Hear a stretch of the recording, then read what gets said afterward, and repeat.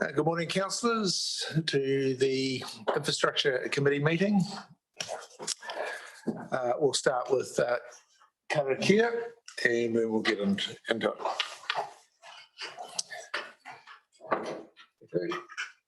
Kia hora, te manu, kia whakapapa te manu, kura mana. He hua mā tātou, I te rangi nei, arahu atu, arahu mai, tātou I tātou tā katoa, hui e, tai kia. Oh, thank you for that. We'll get underway. At the moment, we've got apologies from Councillor Fulton and one from Councillor Noonan for lateness. I'm not aware of any other apologies. Councillor Courtney? I'll move that. Okay, that we receive and accept the apologies from Councillor Fulton and Councillor Noonan for lateness. Those in favour will say aye. Aye. Against, carried. Confirmation of the order of business. We are live streaming, of course, the Council's YouTube channel. Keep the microphones on if you're speaking so people can hear, and keep them off. Recommendations, as per usual, will be on the screen behind us, up here in red. I'm not aware of any proposed amendments. I'm certainly not, they haven't been brought to my attention, GAs. None. But if there are any amendments, could you provide them in writing beforehand? As per the agenda, I've got no other change to the agenda or any other additional items. Just a reminder about interests, just update the interest register, and if there are any conflicts, I don't think there'll be any in today's agenda, but if there are any conflicts, you can let us know at the appropriate time. Public forum, we did have two, but at the moment one is put off until next meeting, but we have one from Ange Palmer from NELSUS to present a signed letter about members of the community. So I'd like to invite Ange to join us by Zoom.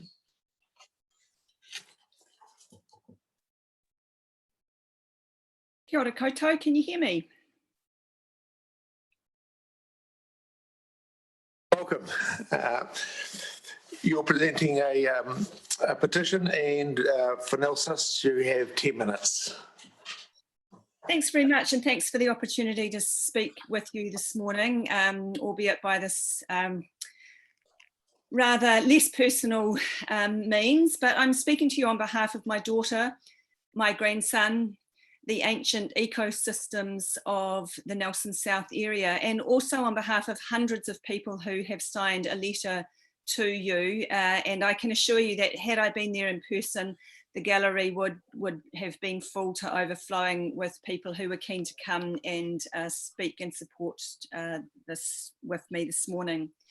A little bit about myself. I've been in the Nelson area for about 30 years. I've owned a property in Nelson South in the Victory area for about 15 years.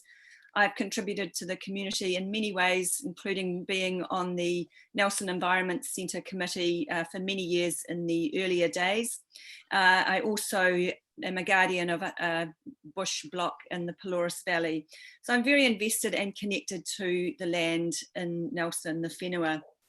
And something very exciting has happened in the Railway Reserve area in recent times, and that is that the ruru, the mōpōk, have been heard calling again, and this is a new thing and very exciting. The oldest fossil remains of ruru, or some of the oldest, are in caves on the Tākaka Hill. They're 17,000 years old, and so these ruru have been living in this area for a very, very long time. So I initiated this campaign calling on you to install lighting on the Railway Reserve, particularly this stretch between the Victory Community Centre and Beatson Road. And I know that this has been before the council before in previous years, and in fact, I think decades from what I understand. So what I did is that myself and a volunteer team, we stood at either end of this section of the reserve 2 weeks either side or this side of the winter solstice, an hour either side of dawn and dusk. And some people say that it hasn't really been a particularly cold winter, but I can assure you that for those 2 weeks, it was absolutely freezing out there. And what we did is we essentially accosted or flagged down all the commuters, the cyclists, the pedestrians, the skateboarders who were using this part of the reserve. And we asked them if they would sign a letter to you calling on you to consider this proposal, which I'll read to you now. It's called Light the Way 2020. Addressed to Sue Macaulay, Matthew Bruce, and the Mayor and councillors. We call on you to create an urgent business case to fund lighting, solar lighting potentially, on the railway reserve between Victory Community Centre and Beechman Road. We believe that this thoroughfare is a vital part of the Nelson commuter network for cyclists, pedestrians and skateboarders, as well as a very popular local route for Nelson South residents, dog walkers and runners. Long distance cyclists typically use this route as well. By lighting the way, we hope this route will become safer and more appealing for movement outside of daylight hours, particularly in the winter, giving us more choice to move around our city without motor vehicles and to recreate more safely in our local neighbourhood. To recreate more safely in our local neighbourhood. And we'd appreciate you addressing this with urgency. Please don't leave us in the dark. So this is, I guess, what I would call community consultation. I had many conversations, obviously, with people coming through, and there was huge support and enthusiasm for this. I would say, you know, a good 99% at least. People would say things like they find this part of the railway reserve creepy, was a comment that came up quite a bit. Certainly dangerous. People talked about near misses.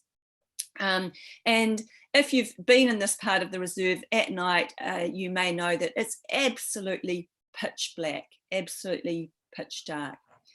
So this ara, this thoroughfare, I feel it's very unique in Nelson. It's a direct, easy route that serves multiple neighbourhoods. And there's a whole section of our community who move around this part of Nelson or Nelson in generally somewhat invisibly, I suspect, to those of us who use the more conventional means of getting around, like driving cars. I work on the front line in the emergency department at Nelson Hospital, and I deal with people from different sections of the community all the time. And I've spoken to people in the hospital, including staff as well, who all expressed concern about the lack of lighting in this area.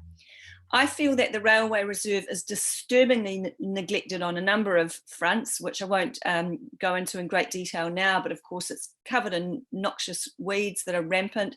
There was a beautiful art installation there that was vandalised about a year ago. Last week I found a contractor on the railway reserve and asked if there was any way that it could possibly be resurrected, and within 2 days it was put right. The contractor said he'd never actually even realised it was an art installation or noticed it before. So here I have, and I apologise I haven't got them to you in real life form, but I have here 594 signatures supporting this. And I really feel that you guys are really dragging the chain on this. When this went out in the media at the time in June, at the end of June, Alec said that it made sense to wait until there's more certainty about the future use of the area before committing to any lighting upgrade.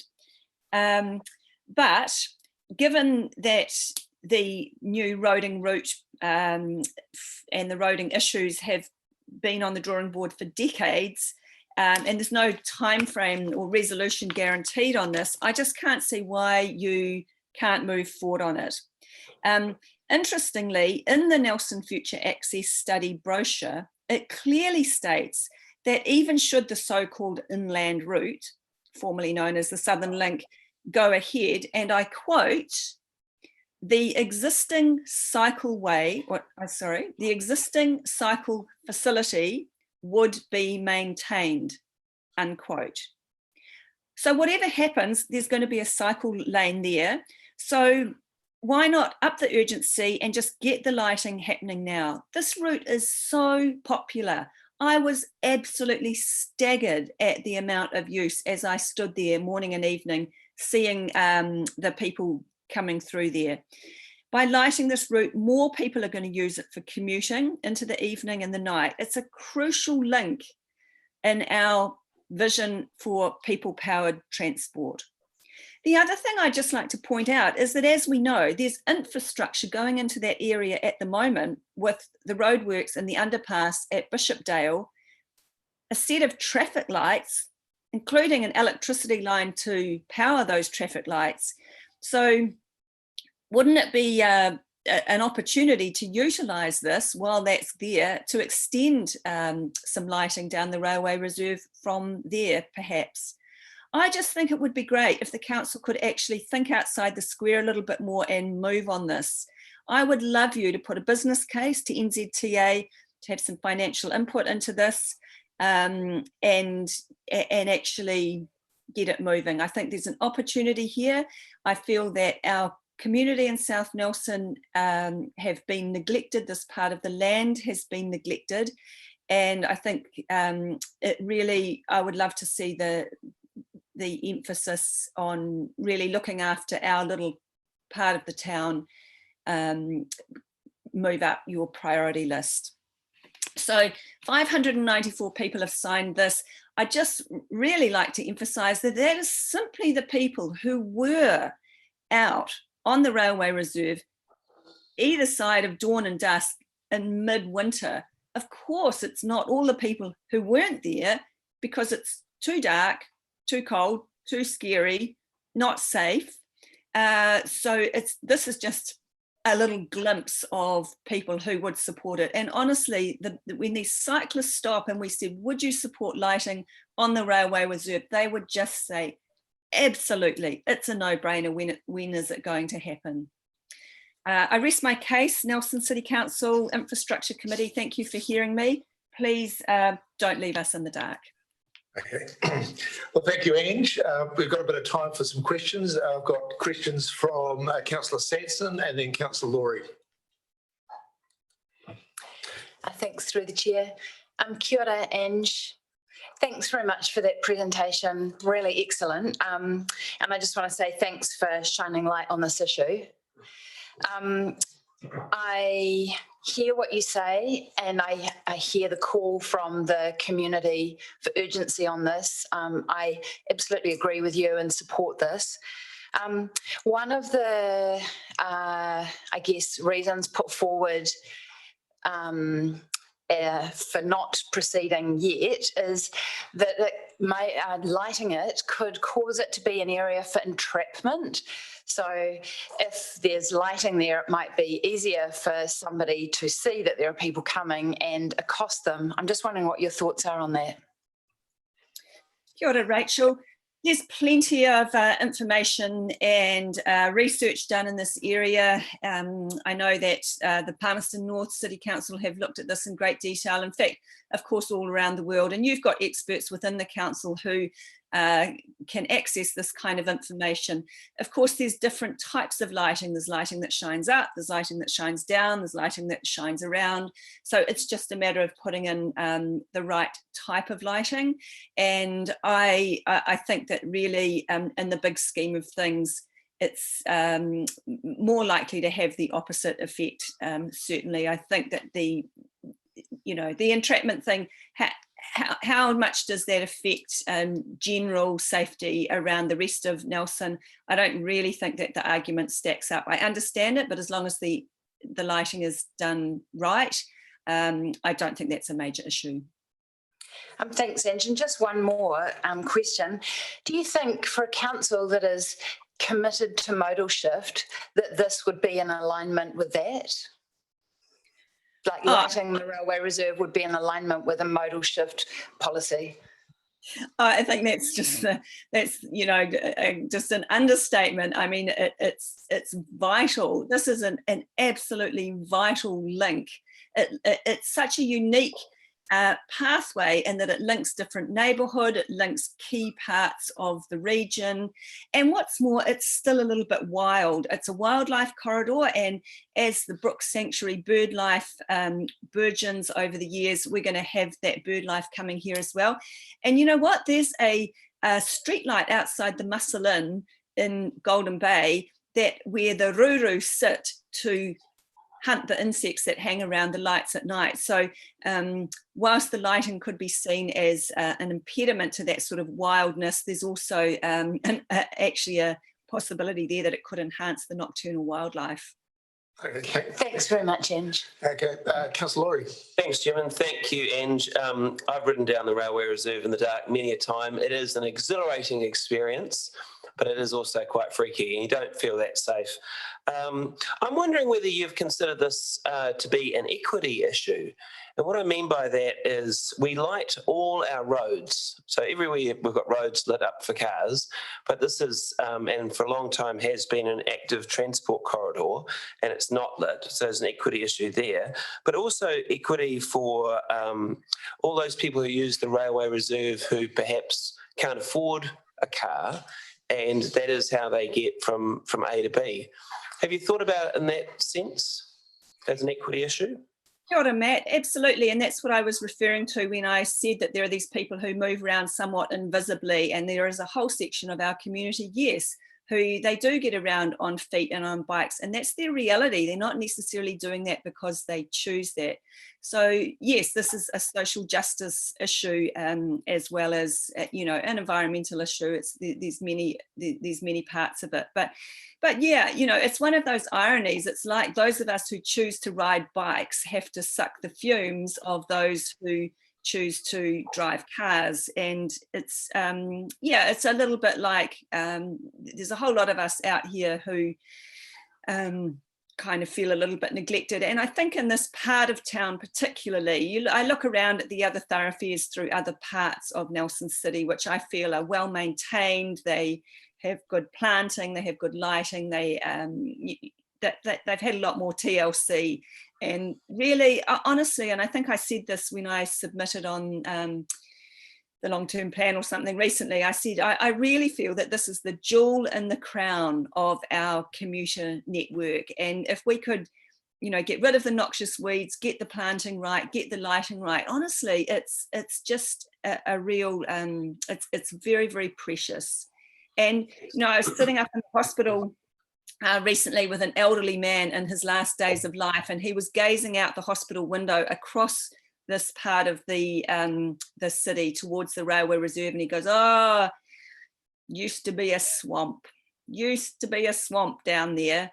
And indeed, it's a very ancient ecosystem, and this is a little slice of it left that we get to enjoy. It feeds our souls, it helps our healthy lifestyles, and I just really think it's been just terribly, terribly neglected because of the whole, issues around this transport strategy, which has just dragged on and on and on. And I just love it if you guys could just go, you know what, let's just get some lighting in there, even if it's temporary. There's a potential to hook into that electricity and up at the new intersection, and let's just get something happening for now. And I recently. Yes, I think you've articulated your case particularly well. So, can I just say, Ms. Chair and Ange, thanks for your passion. We can feel it coming down through the Zoom line and filling the room. Yeah. It's appreciated. Right. Thanks, Ange. I'll bring a conclusion there. We've been just over 15 minutes. So thanks very much. I think we've made it very, very clear, and we'll wait for your submission to arrive. Yeah, sure. I'll drop the hard copies into reception today. Thank you, Ange. Mr. Chair, that was a very good submission. Very compelling, and it does raise concerns in our minds. I can sense that around the table.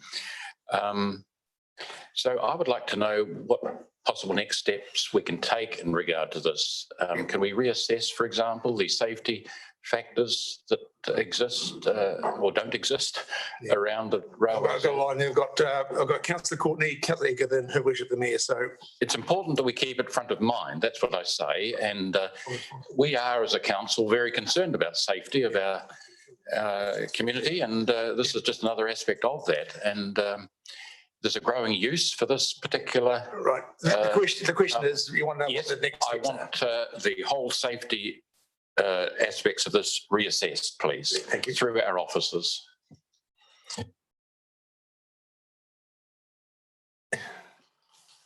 We'll deal with the, Through the chair, perhaps we take the questions and take the I'll questions. come in at Okay, the end. councillor Edgar. I just had a question to Ange, and that was, so at the times of day when the railway reserve, particularly in that area, is dark, and I know that area very well because that's in the area where I live, but why do you think people are still using the railway reserve instead of the road, which is, the footpath and the road, which is lit at that time of day? Why are people still using it? Because there's no cars there. Would be the number one reason. It's direct, it's fast, and it's off the road. That's what we want. That's what commuters want. They don't want to be negotiating cars. And of course, there are many people who aren't there, because it's dark and don't feel safe, and they're probably, using other forms of transport. All right, thanks, Ange. Madam Mayor. Thank you, Mr. Chair. And just thank you very much for your presentation and your mahi and bringing this information forward to us, being out there in the cold for a few weeks. Really appreciate the engagement that you've done there. Mr. Chair, I just want to follow up on Councillor Courtney's question of, obviously, where do we go from here? So again, I'm just reflecting on the reassessment of safety, and my thinking is probably we're going to see this through an activity management plan, but I just would like the officers to comment on how we can consider the matter that Andrew has raised today and what steps we take to get there. I'll ask Mr. Levertis to respond. So through the chair, thank you very much. This is an issue that has been ongoing, and I can assure the councillors and the speaker that this is certainly not something that's going to be left behind. It is something front of mind. And if councillors can recall, when we have presented our transport activity management plan through the workshops, as well as the workshop that was had with councillors on the 22nd of July, I think it was, this issue was raised. So the status at the moment is that there's no specific funding in the activity management plan for this. We've reported to council previously that we need to dust off a really, really old business case. We need to get that ramped up. We were planning to undertake that in the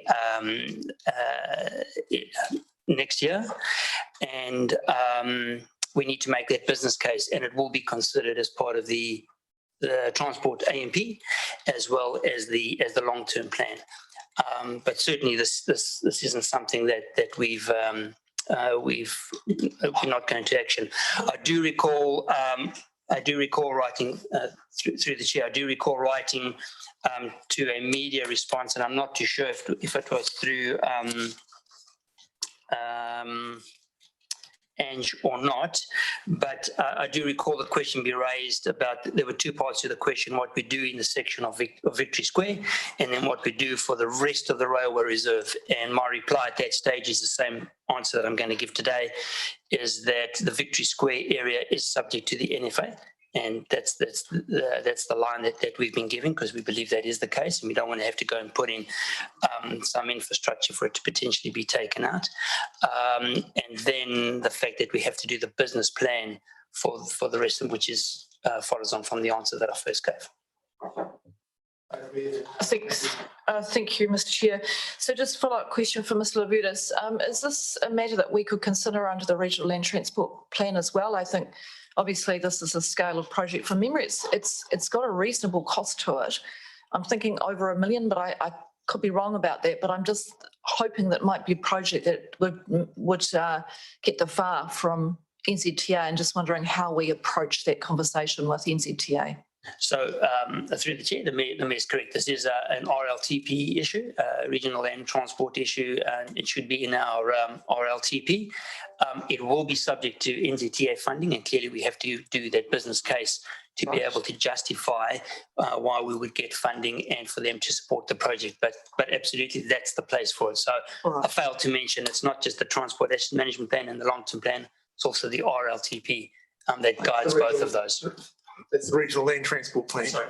Thank you, Mr. Wood. So, Mr. Chair, I think it's something we should get on the agenda for the Regional Transport Committee as well. Thank you. Okay, we've got quite a lineup of questions now. We've got Councillor Edgar and then Councillor Sanson. Yes, so as part of any of that analysis, while I have no concerns with the project itself, but will the broader context be taken into account? Because cycling in that area and walking, as we have some major schools, we've got Nelson College for girls, Hampden Street School, etc. And we know that they don't have safe cycling to get them along Waimea Road. And is there broader context of cycling and walking in that area?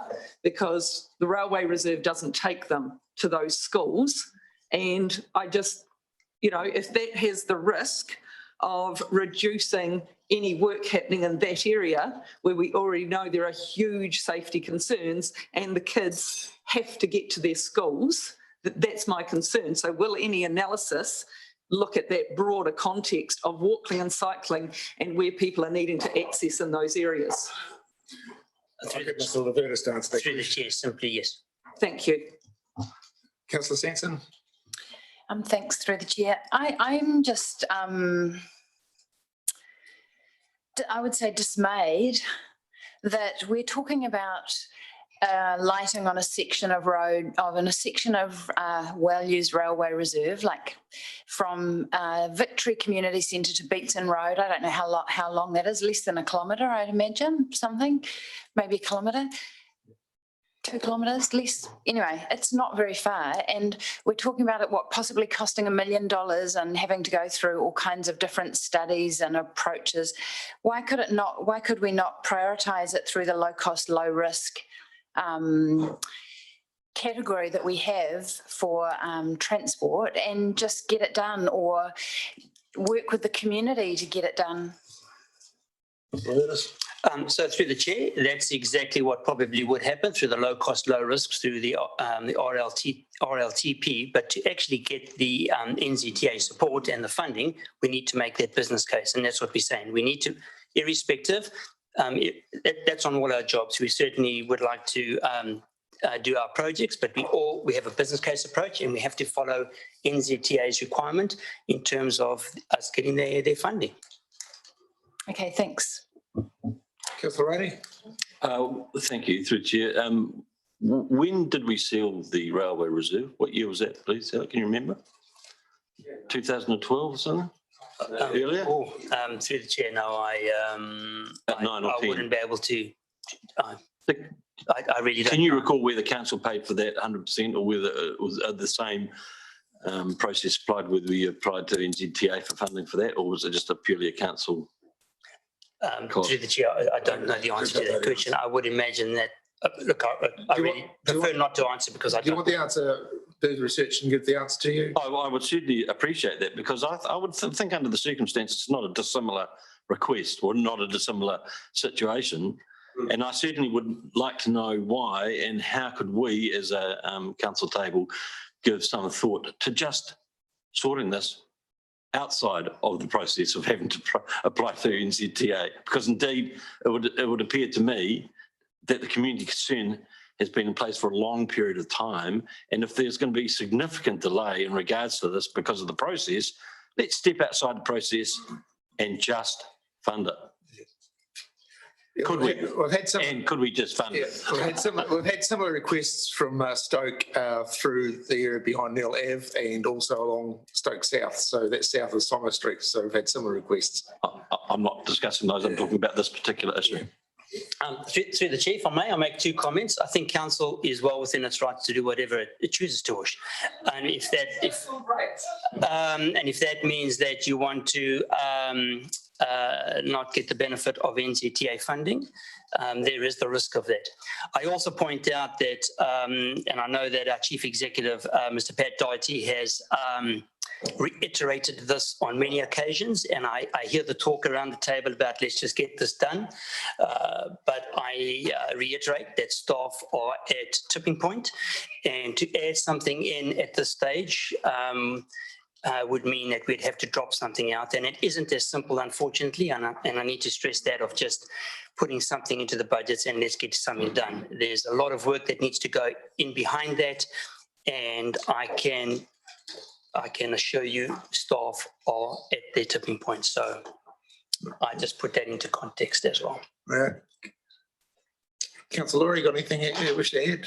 Yeah, well, I was just thinking, if NZTA comes back and it says, despite everything, that it still wants to go ahead with the Southern Link, that's not going to happen for a decade or so, from memory. Is that right? It would still be a long way away, wouldn't it, Mr. Levitis? Through the chair, obviously there's short-term measures, and then there's measures 15 years out. So I really, something is long-term is longer than 15 years out, but there are certainly short-term measures. I certainly don't want to start debating the Nelson Future Access and the timeframes, because that's currently out for engagement and that's coming back to a council. But yes, there is a potential that there is something that could be done, but there's also long-term measures, which I really just don't know at this stage. Sure, but sort of picking up on Councillor Rainey's point, the reserve has been a busy place for a long time. We had a submission from the Youth Council to the annual plan, I think last year, the year before, where they made all the same points that Ange and Elsast have made. No one thinks that if the Southern Link is the choice, that it's going to happen anytime soon.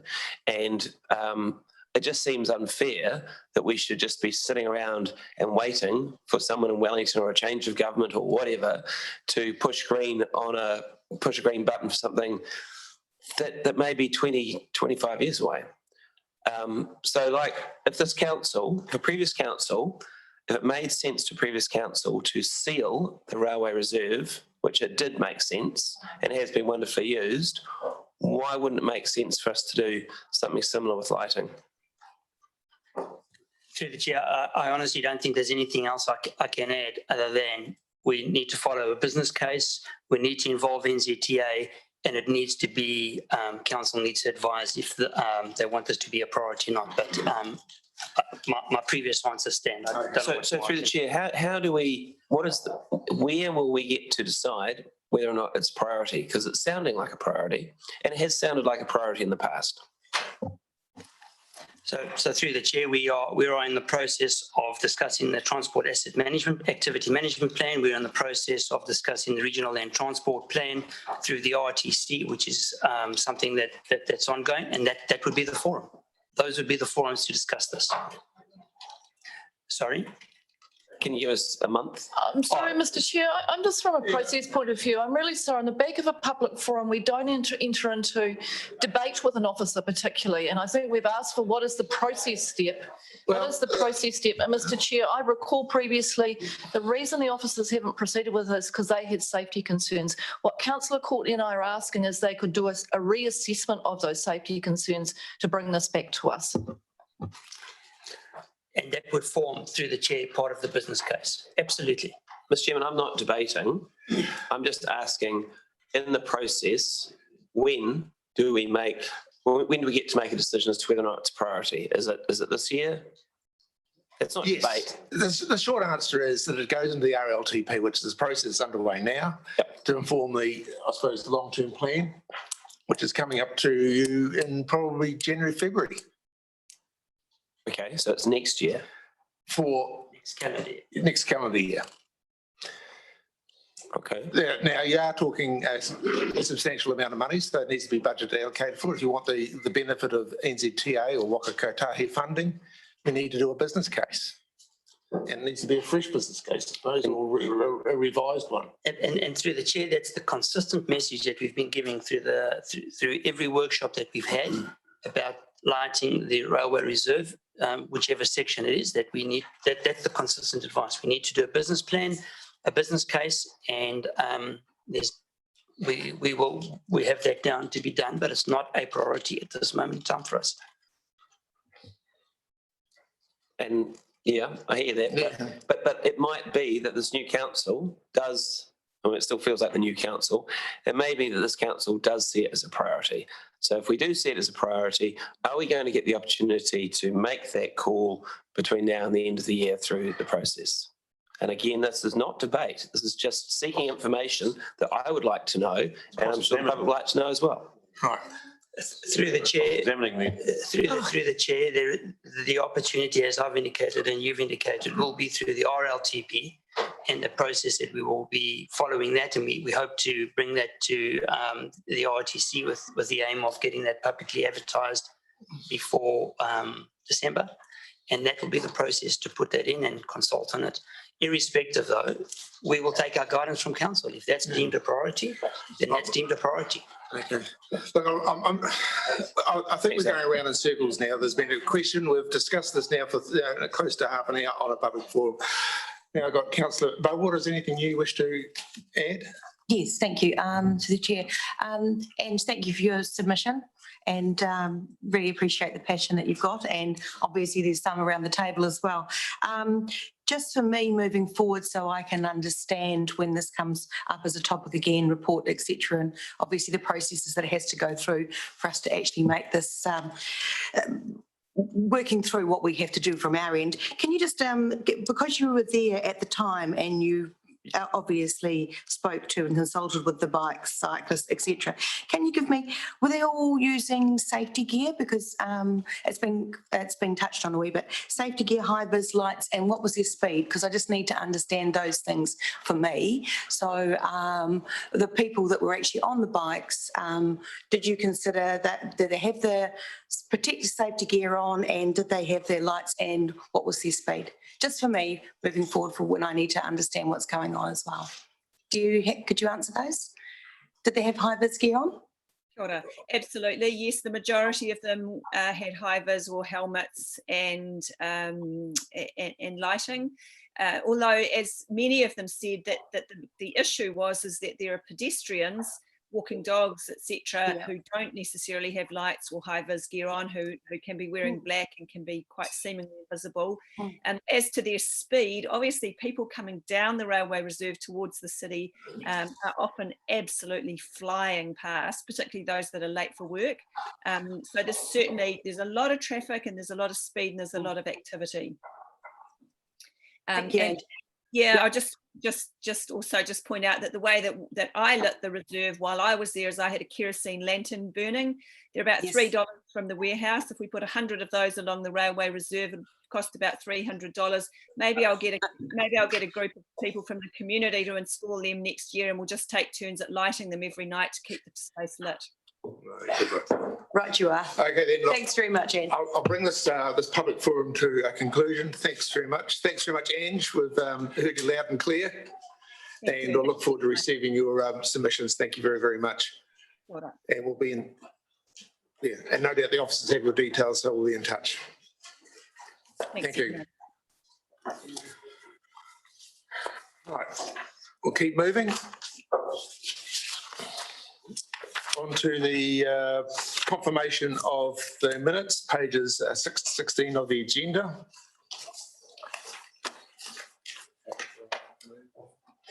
Moved by Councillor O'Neill-Stevens. Someone to second. Thank you, Councillor Courtney. Any discussion or debate? There being none, I'll put it those that we are a true and correct record of the minutes of the 2nd of July. Those in favour say aye. Aye. Against, carried. Chairperson's report. There is none. Anything I would have to raise to be covered off in the quarterly report. We'll move on to the draft activity management plan and invite Mrs. Parfitt to the table to present her report.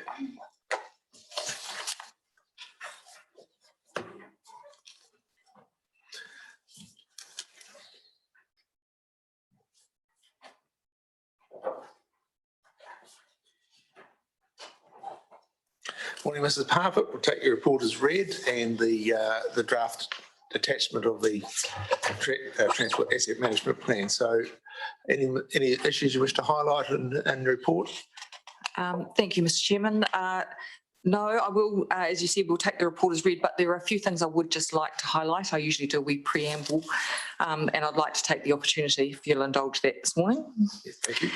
So I just want to give you a brief narrative of the highlights for you to be mindful of when you consider the recommendation to approve the AMP to guide the long-term plan.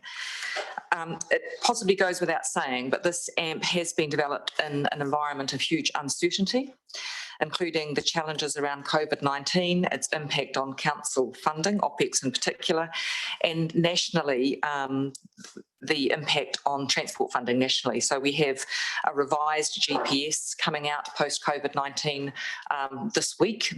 There was some discussion around it yesterday, but I still haven't seen anything in writing. But that's looking at how Waka Kotahi are going to be meeting the challenges presented by a very large funding shortfall. So this AMP has been written in that context. It is a draft plan. It will be updated following both council internal work and work within the wider transport space. So it's not quite as polished as we would like, but it will be updated following those LTP workshops late this year, early next year, and the final will be brought forward for final adoption early in the 21-22 financial year once the LTP has been set. So throughout this AMP, we have used and followed the direction of developing a sustainable transport future for Nelson as articulated in the 2020-21 annual plan. And that's a direction that follows on from what we've been doing in transport provision and management for the last 15 years, but it also reflects a change in the national direction for transport and urban planning development. So that's the GPS and Waka Kotahi's deliveries, their long-term plan, Arataki. Waka Kotahi advocate a 10-year project planning timeframe with softer interventions happening first and hard infrastructure as the later option to come in. And that's very much the lens we've applied to this. It's important that you understand that because that does direct our funding both nationally, regionally and locally. So for example, a new cycle infrastructure might be, if it's something we're actually building, the last option that Waka Kotahi consider is if there are other things we can do towards that desired outcome, such as cycling training, reallocation of some road space, that sort of thing. So building stuff is further down the track. And I'll come back to that again when I talk about the other major shift in this AMP, which is our change to a planning focus. So this AMP has been developed also in line with the national direction set out in the Treasury Wellbeing Framework. So there's an objective there to change our cities, creating more livable spaces. And transport has a strong role to play in meeting that objectives. So it has flowed through the GPS and the Waka Kotahi's long-term plan, Arataki, and that view is reflected in their funding criteria. So the government direction for improving wellbeing and livability is also reflected in works outside of transport, such as, for example, the National Policy Statement on Urban Development, which has come out very recently and will certainly influence transport because it uses parking to reduce, as a lever, to reduce car ownership by allowing reduced parking capacity in development. So these things are all connected. So in terms of the budget headlines in this AMP, I just draw your attention to the fact that we have got over 14 million a year for operations, renewals and maintenance, still over 1.5 million a year for footpath work. At this stage, 780,000 a year for low cost, low risk or reactive safety projects. There is dedicated funding in there for the Toitui Street work and the Demet Street precinct. Obviously some business cases to work through options there. There is implementation program for the Nelson Future Access Study later on in this AMP, up to $9 million a year. And there is budget to support the first public transport step change in year 3. So the key thing to note about this planning is that it proposes this AMP, is that it proposes a planning focus, not a deficiency focus as a reactive focus as we have been doing in the past. This plan over the next 3 years will be doing a lot of planning and thinking as we try to line up our intensification action plan, our future access, Nelson Future Access, the utilities renewals, the parking strategy, the speed management plan, the work around climate, environment, emission controls, and the city centre spatial plan. So the intention is that we will have projects developed as a result of that alignment, ready for investment in the next AMP. That's when we'll start to do the building. So the team are working on a 10-year transport framework as a basis for that 2024 AMP. We've got some work to do with regard to what our network operating framework looks like. And we hope that we can bring to you over the next few months and years. We've done a lot of work to get this far. It feels like a milestone today, but I know that the work is really just starting.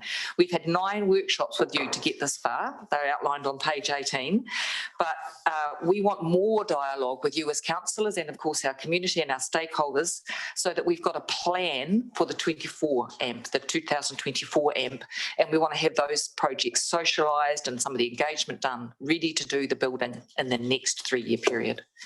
So that's just the preamble really, and if there are questions, I've got Sue McCauley behind me here who can help assist in answering those. Right, we'll just take a brief pause for a moment, just brief adjournment, and we'll organise the questions.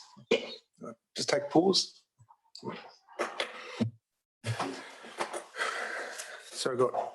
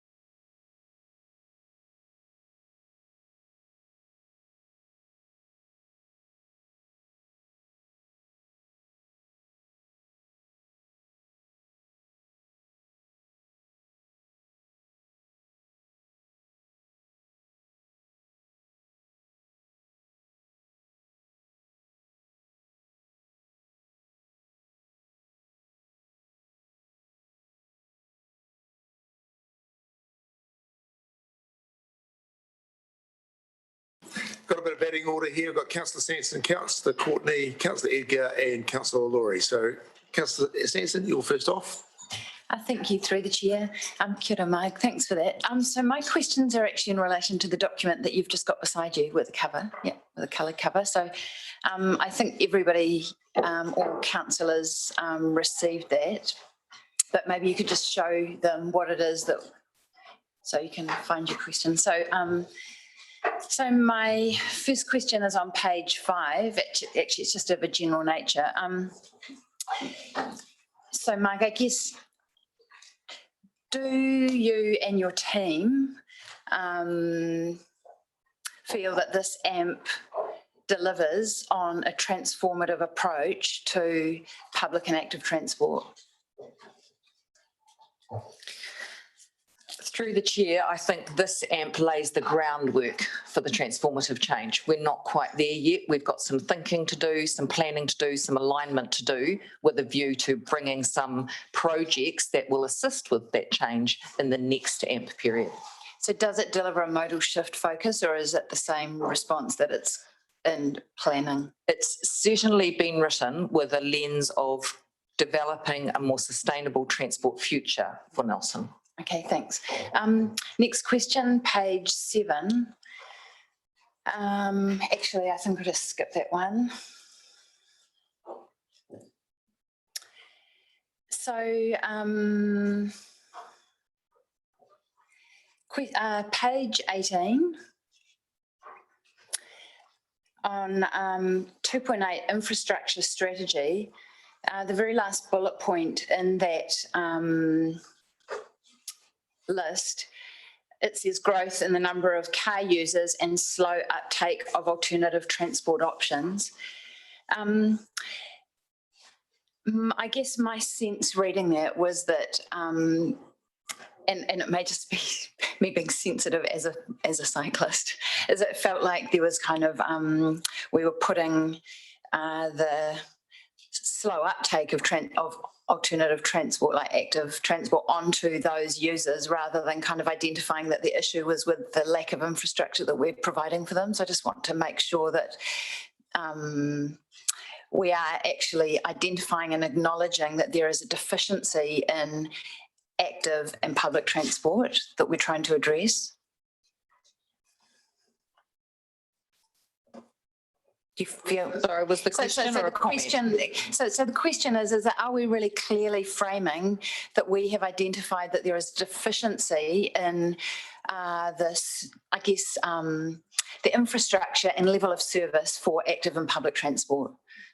So through the chair, that's part of the work we want to do when we bring you the 10-year transport framework. So we've got to do, we look at our entire network and we overlay the network operating framework, which will identify where the key walking and cycling routes are, for example, and where the gaps are. So that's part of the work that we will be doing going forward and bringing to you, because the next AMP will be, and we need to perhaps do something here, whether it's a bridge or a separated cycle path or whatever it is, or lighting, or that's. So what this AMP is doing is saying there's some work to do to identify the deficiencies. Okay.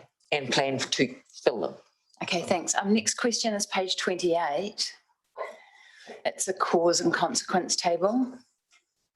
And in the middle section, it's talking about the NPS for urban development, and then in the consequence section, it's talking about transport capacity in growth areas such as Stoke and Mahi Tahi. So I guess I want to try and understand, how is it that we have a deficiency in infrastructure for active and public transport in our existing neighbourhoods, and yet we're prioritising infrastructure for a subdivision up the Maitai that hasn't even happened yet?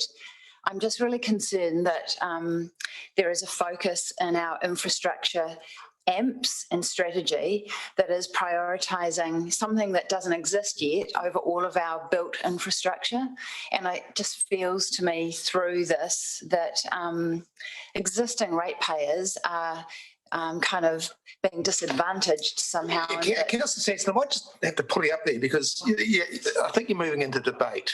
Okay, so I want to the question to the Yep. officers is questions of clarification. Sure. So how is it that infrastructure planning for Maitahi Bayview, or this in Maitahi subdivision, is in this AMP and infrastructure in this AMP over planning for our existing built infrastructure, existing built neighbourhoods environment?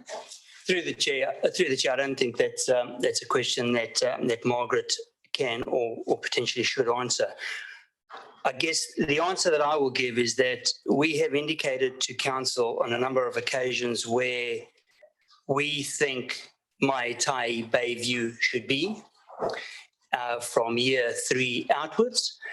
And that follows a workshop that we had with councillors in July. And it follows the briefing that we had with councillors on the infrastructure plan.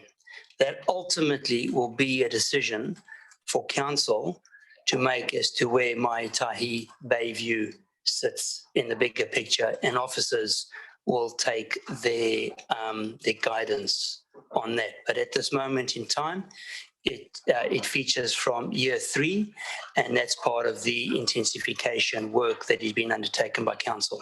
Ultimately, will be council's decision as part of the long-term plan as to where that sits, and we will then update our AMPs accordingly. But I don't believe that we can say any more on the matter. Sure. So just to clarify, when will the decision point be? Because council elected members have not yet had any decision points. And in fact, my understanding was that we gave clear governance direction on the 18th of Feb intensification action plan workshop that our priority was intensification of existing built neighbourhoods over expansion. So my understanding is that the governance direction around this table is to prioritise intensification over expansion.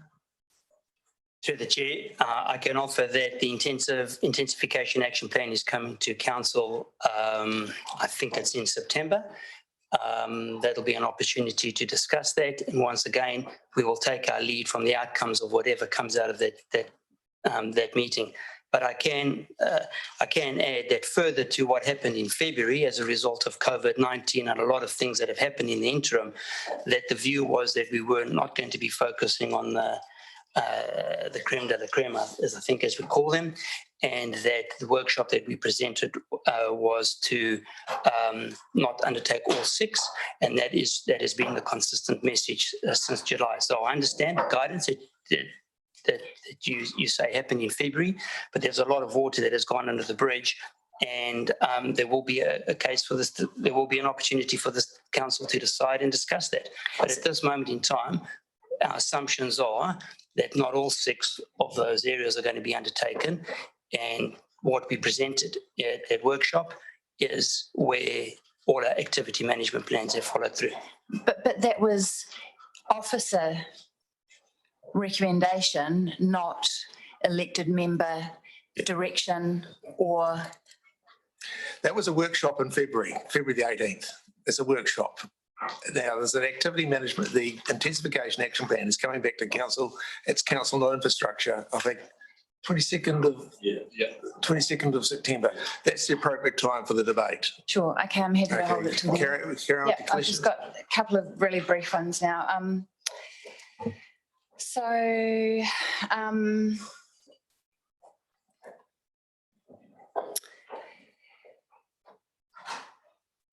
I'll just skip those. So just a note that on page 58, there is under climate change, there's a link to a URL. It's the second one down from the top of the page. And just to let you know that it doesn't work, I actually copied the URL address into, I tried to read it. It doesn't go anywhere. So just to, yeah. Okay, I've got others, but that's fine. I'll hold them.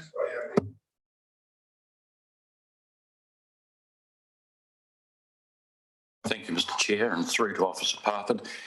Thank you, Marg, for the amount of work that's gone into this. Tremendous amount of work, looks like to me, or it's obvious to everybody actually, and to your team. Mark, I want greater urgency around transport altogether. I really do. I know it's a big ask, possibly expensive, but I think it's money well spent because there are efficiencies and then we all benefit. Mark, I'm looking at page 19 of your report here, and you talk about the proposed approach to minimise capital works programs for the first 3 years, and that sort of sent an alarm bell ringing for me when you said in your introduction just a few moments ago that you were still going to be spending, I think, 17 million. So can you explain to me, so my unease is sort of lessened by this first paragraph there, where you do talk about an approach to minimise capital works for the next 3 years. I'm not sure we can do that. Certainly, through the chair. So yes, there's still a significant amount of money involved in transport. 14 million of it is in operations, maintenance, renewal. So our ongoing resurfacing programs, our footpath programs, our bridge maintenance programs. When I say there's not a huge emphasis on new capital spend in this 3-year period, that would be, we're not going to go out and build new let's say cycle facilities without having done the very thorough planning and getting the alignment in that we need to do. So we won't go and put a dedicated bi-directional cycleway somewhere until we know that we're ahead of utilities who might be coming in 2 years' time to do a stormwater upgrade in that street. So it's about getting that alignment, as well as exploring other ways of improving safety and accessibility before you build something, which is the NZTA way of doing things now. They like us to explore softer options first. So we're just not racing out there with our building tools straight away. All we're saying is, yes, we're still going to continue to maintain and operate the network safely and as efficiently as we can, but we're not racing into building stuff until we know we've got our ducks in a row.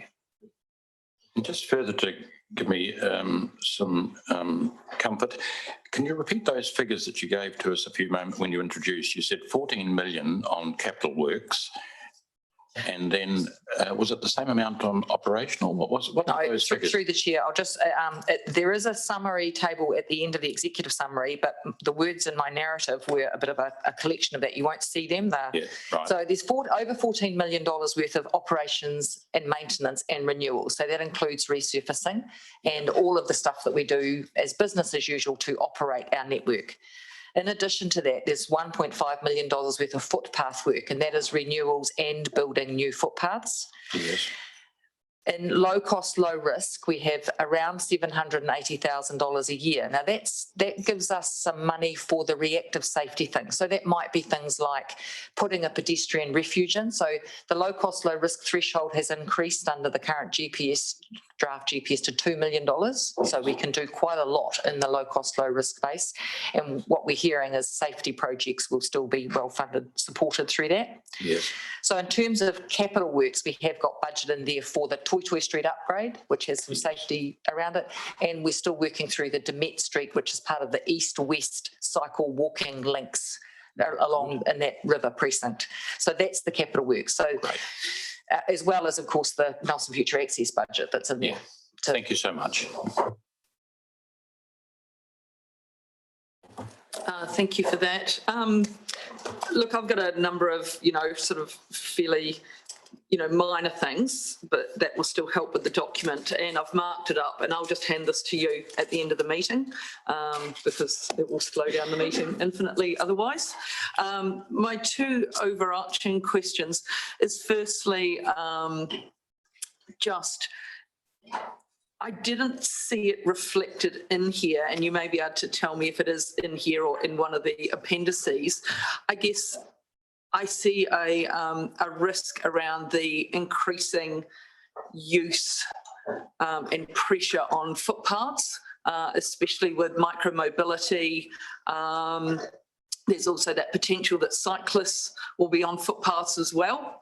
And all due deference to cyclists, but we've got some cycle paths, not enough, but we also, have off-road facilities, et cetera. Pedestrians don't really have other options other than the footpath. So is that increasing pressure on footpaths sort of reflected through in here enough? Through the chair, that's a really good question. We are still awaiting the outcome of the national consultation on accessible streets for people, which will be the mechanism by which cycles may or may not be allowed on footpaths. But we know that we will be getting increasing micro-mobility. So we do have our footpaths budget, which is, as I said, over $1.5 million a year, and that will be invested to improve the shape of our footpaths, so there'll be less crossfall on footpaths when we renew the surfaces, and the width. So where we can, we are widening our footpaths from what's currently anything between 1.2 and 1.8 metres out to 2 metres. So that doesn't necessarily turn them into a shared path, but we are widening them where we can. So it's within there as part of our footpaths program.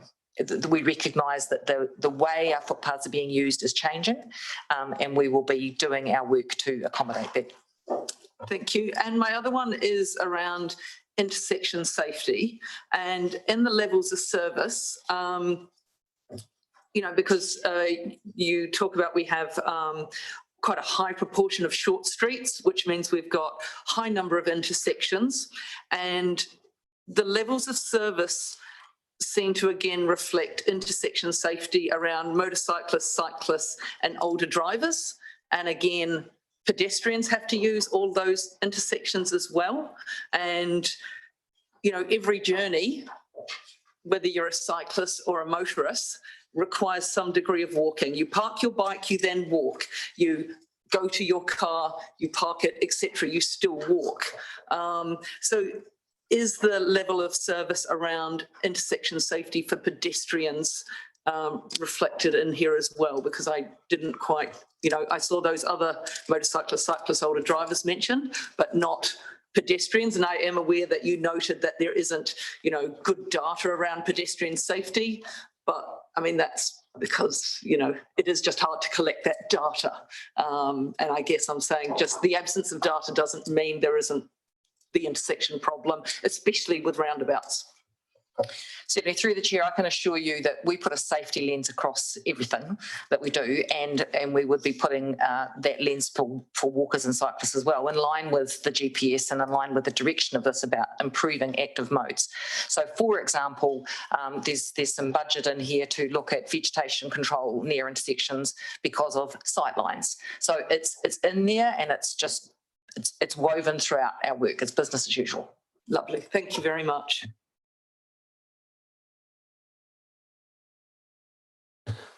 Thanks, Mr. Chairman. Thanks, Marg. It's a very big document with lots in it. So I've got some sort of big questions, really. One to go with it, with its size. First of all, has the council's declaration of a climate emergency affected the AMP?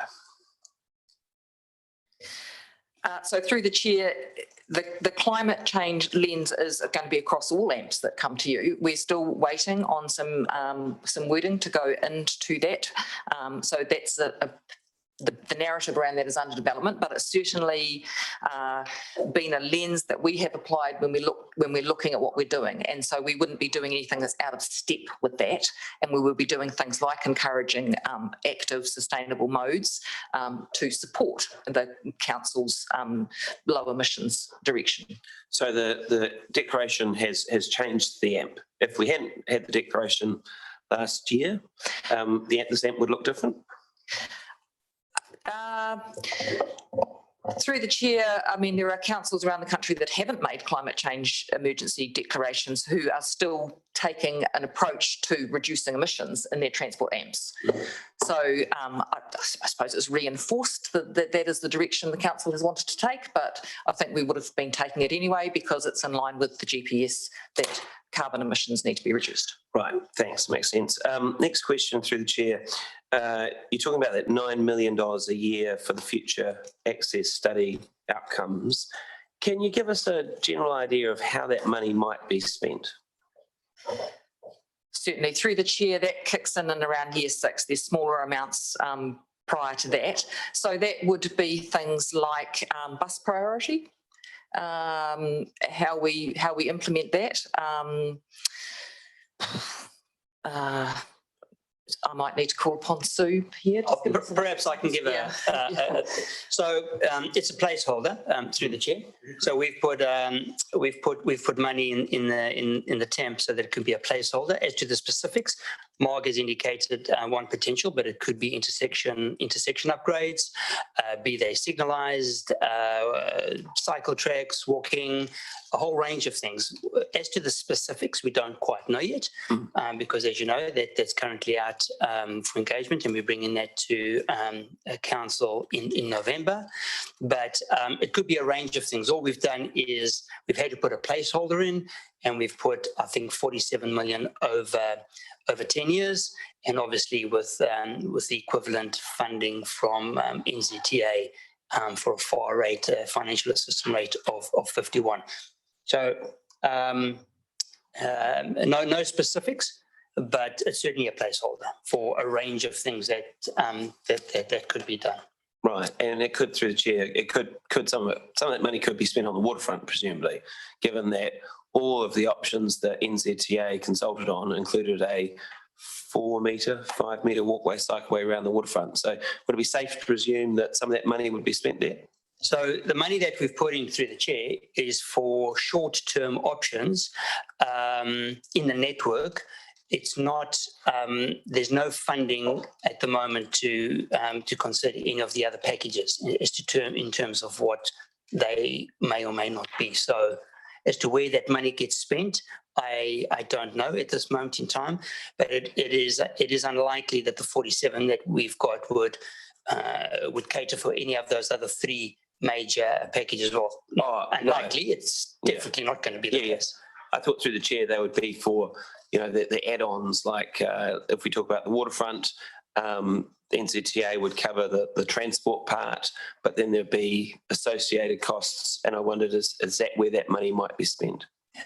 Potentially not. So this is for intersection upgrades, other things than that. No. Cool, thank you. Next question: what happens if, in terms of the AMP, if we decide as council we think lighting the railway reserve from Victory Square to Beatson Road is a priority? How does that fit into this? Well, through the chair, we've indicated that pending the council's workshops and direction provided later this year on the LTP, that this is a draft document that we can change. Sure, but there's nothing in there at the moment for the actual work. No, certainly, as Mr. Levertis indicated earlier, we will take staff time to relook at the business case and do some investigation into what's not a simple project, and we can bring that back to inform discussion around whether it should go into the long-term plan or not. Okay, thank you. And my last question is, one of the things I get feedback from people a lot on is the size of our buses. People like that we have a bus service, but they see these big buses driving around and quite often there's not many people in them.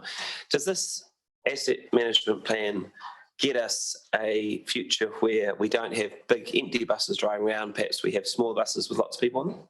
So through the chair, at the conclusion of this committee meeting, we have a briefing on the public transport review to take you councillors through. That is the review that we have been doing in conjunction with the Regional Transport Committee. So if you don't mind waiting, there are certainly some changes, but we will be taking you through that a bit later on today. But you would see any changes to the public transport service come through the Regional Land Transport Plan and the Passenger Transport Plan, which we hope is going out for public consultation later this year, early next year. Cool, thank you very much.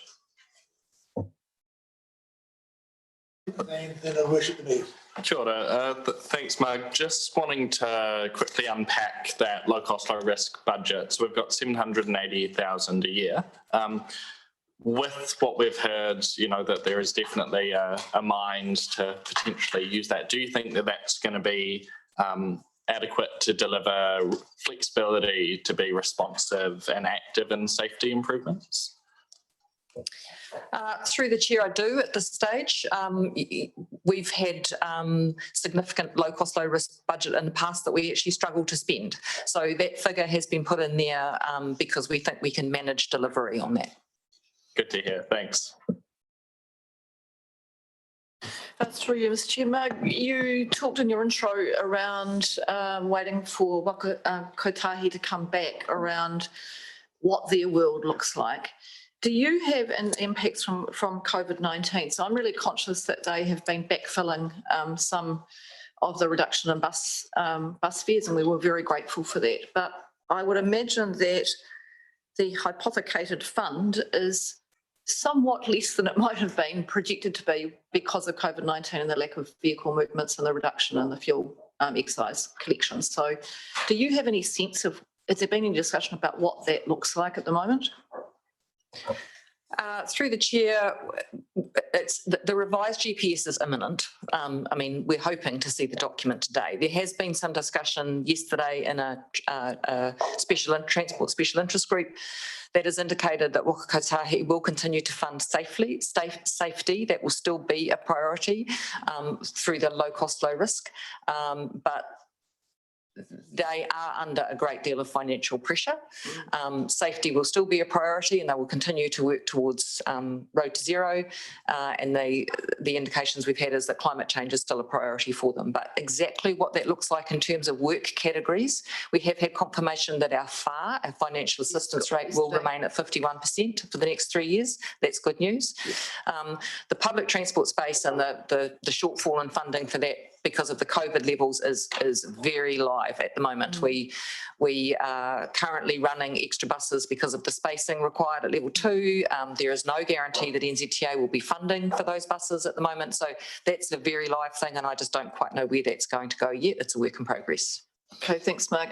Mr. Chair, I think we should not take those comments lightly from Mark. I think she's been very realistic around the absolute financial challenge that Waka Kotahi is going to have unless the government is going to make a change to the hypothecated fund and put extra dollars in here. It is going to be incredibly difficult. So I'll just say to the committee members, if you thought it was tough getting NZTA funding previously, it's probably about to get a whole lot harder.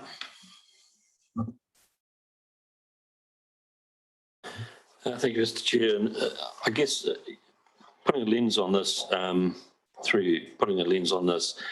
in my role as Urban Design Champion and Chair of the Central City Working Group, and giving reference to the executive summary on pages 24 and 25, so to speak, of our agenda, and the context, you've clearly set out the context that gives consideration for the plan, which I think is great. It's been really interesting.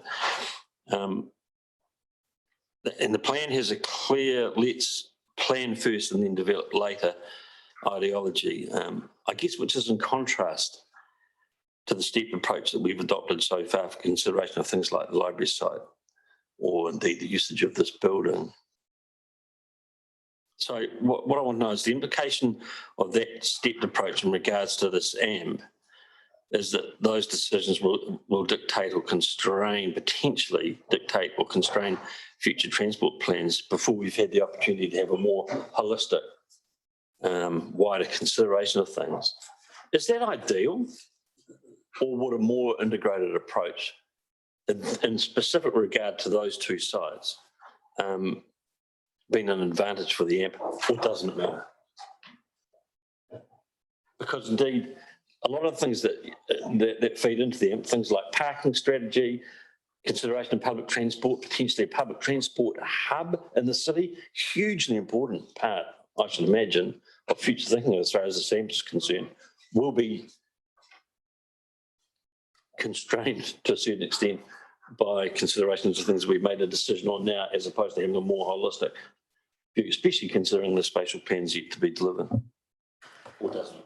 Also, through the chair, I think what we're saying in this AMP is that we recognise that all things like parking strategies and city spatial plans will influence what we build in terms of transport infrastructure, and that's why we are not building a lot in the next 3 years. So it's really important that we align those because they are connected and one will influence the other. So what we're saying here is there's still some work to do and some thinking to do, and I think it is really important that they're aligned. So we're just therefore taking a slower approach in terms of the capital works.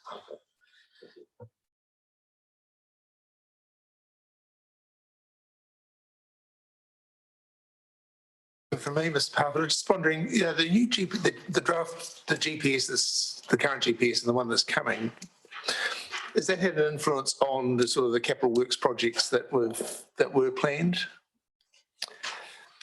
what I'm saying is that there's been quite a shift in the GPS in terms of safety, carbon emissions, environmental impacts. So I'm just wondering, is the projects that may have fitted under the old GPS may not have quite fitted under the new GPS? Has that had an influence on some of the decisions in terms of? Through the chair, and I do stand to be corrected, but I don't recall, nothing leaps to mind of a project that we have put a line through because of a change in the GPS, because this GPS has a stronger emphasis on safety access. It hasn't, and that's been the same in the previous GPS was about safety and access. This one has strengthened that. And so we are building on work that we've had in our direction of transport for the last 15 years. So I can't recall anything that's had a line put through it because of the most recent version of the GPS. If anything, it's strengthened the safe and access active type projects that we're hoping to progress. Thank you.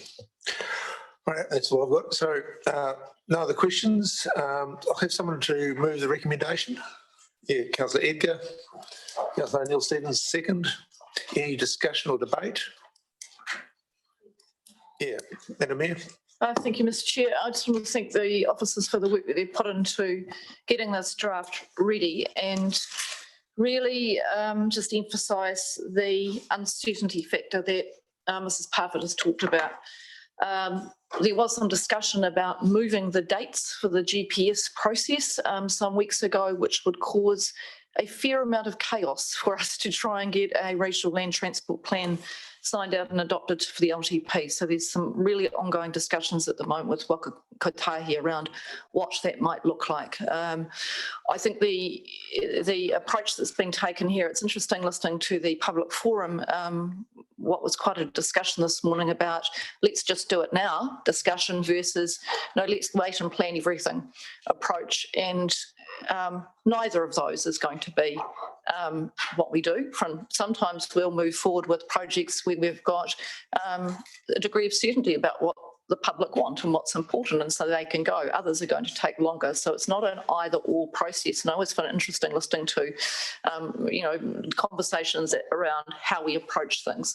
There is, at least we could take the approach as a council of doing absolutely nothing for this entire trinium, just put a halt on all work and do nothing else. I don't think that's what the public want. I think they want us to make considered decisions to move forward on projects that are important to them. We heard some of those things this morning. We need to get some further information on those. But we've got to keep making progress. And I think the officers are being realistic around what they can do now, the information that they need to take steps forward, because they'll always be taking steps forward, but also the ability to try and bring some of that integration together around the transport operating framework. The one thing I would say in relation to these plans that I still find immensely frustrating is that we talk about the importance of wellbeing framework, and I want to thank the staff very much for picking that up, because that, as I've said, is really important to me that we take a wellbeing approach to our LTP. We talk about developing livable cities, and the NPS urban development is just around that. But yet we still haven't been able to get past the approach for these plans and the approach that we have with Waka Kotahi when it comes to the regional land transport plan, where we have to talk about problems. And we have to frame things in the context of problems rather than planning on outcomes. And we'll, in my view, have had a success when we can get to the point where actually start talking about outcomes and not problems. But that might be 2024 before we get there. Thank you.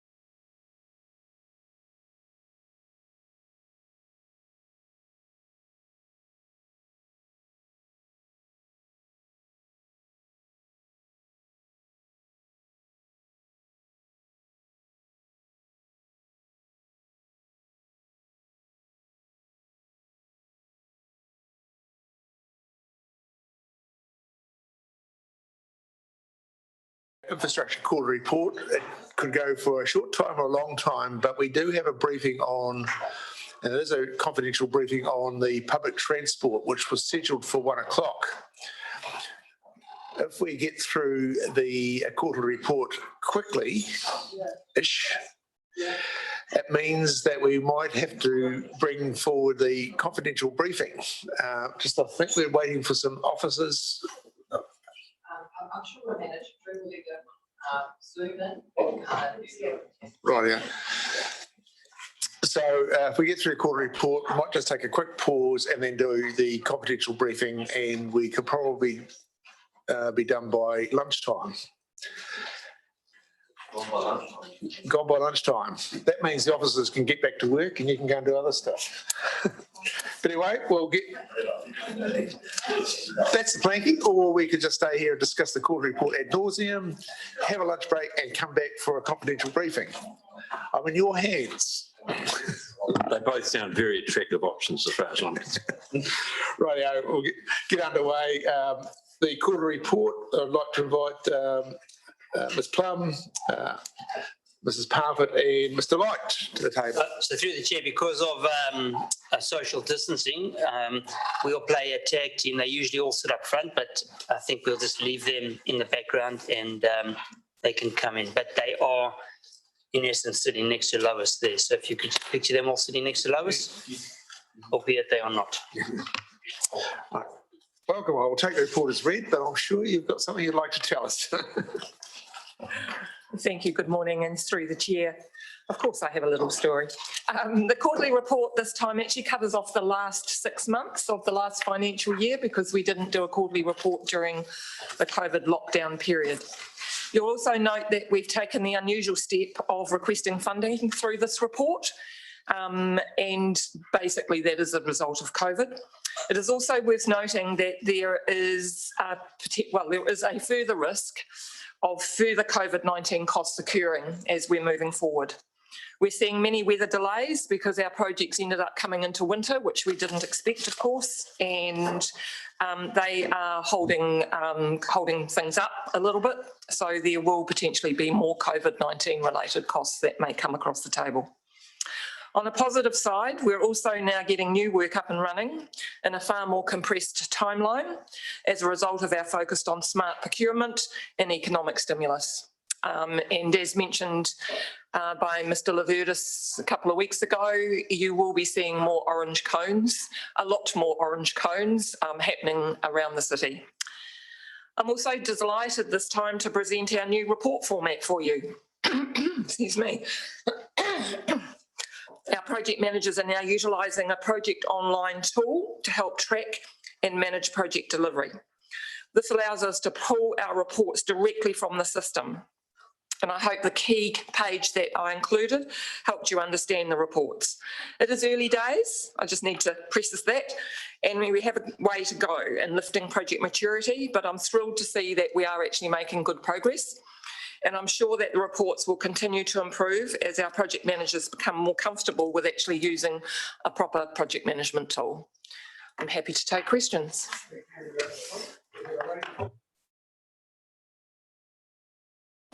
Thank you very much. Just firstly acknowledge the staff responses to questions I'd sent through earlier, and I won't repeat those here. I've just got three. The first one is in relation to Hardy Street water main, Toswell Road stormwater. Just wondering if Three Waters funding could be used for those projects. Perhaps we'll get Mr Laverdis. Through the chair, I'll answer that. Thank you. So if you recall, we presented a report to the 13th of August council meeting where the topic was the Three Waters Programme Investment Package Report, the degree of funding and us signing an MOU. So that report contained some commentary in terms of how funding how we could fund certain things from the money that we're going to be getting, predominantly about water and sewage. Those would be the key, with stormwater and not so much a focus on flooding. So Storage World is a flood mitigation and a flood, so we don't deem that to meet the criteria for the Three Waters funding. The Hardy Street and the Toswell are water and stormwater respectively. Yes, they could be funded from that, but as we indicated in that report, that we think we can get better gains by looking at funding potential operational. It gives us a great opportunity to fund both capital and operational. The money for Toswell and Hardy are in the LTP, and we just want to bring those forward. And I am busy working on a plan which I will be presenting to Her Worship the Mayor and the my chair and Mr. Pat Doherty, which the council resolution has delegated that through to them. I am almost finished that, but we can get better gains by assigning some of that work through to operational. The key advantage of doing that is it takes pressure off our Three Water staff. So these are ready to go, and it's a matter of just bringing the money forward. So while in essence they could, we believe that it's better to be funding other things from that money, and because these are in the existing budget, just bringing them forward is the better option. Yeah. Thank you. Yeah, I guess it's good to know that the Three Waters lens has been looked across those projects.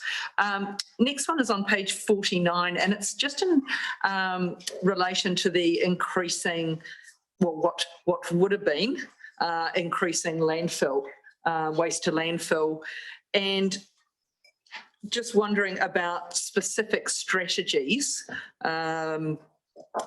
and if that's, are you looking at more in the construction industry and in the commercial where there is bulk waste rather than just the household reduction?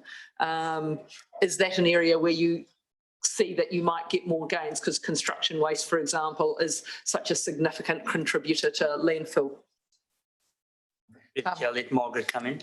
Through the chair, yes, we are very aware of we're doing what's called a SWOT analysis up at the landfill to see what the makeup of the waste is, but we already know that a lot comes from construction and demolition, and we have work in progress right now to work with the building industry on how they can minimise that. So the trend wasn't great, that it looks like we were still going to be going up, which even though our recycling has gone up, it appears that we are still throwing more away. And a lot of our waste minimisation, well, in fact, all of our waste minimisation work now, we work with that hierarchy about reducing. Before you reuse or recycle, you reduce what you're buying in the first place.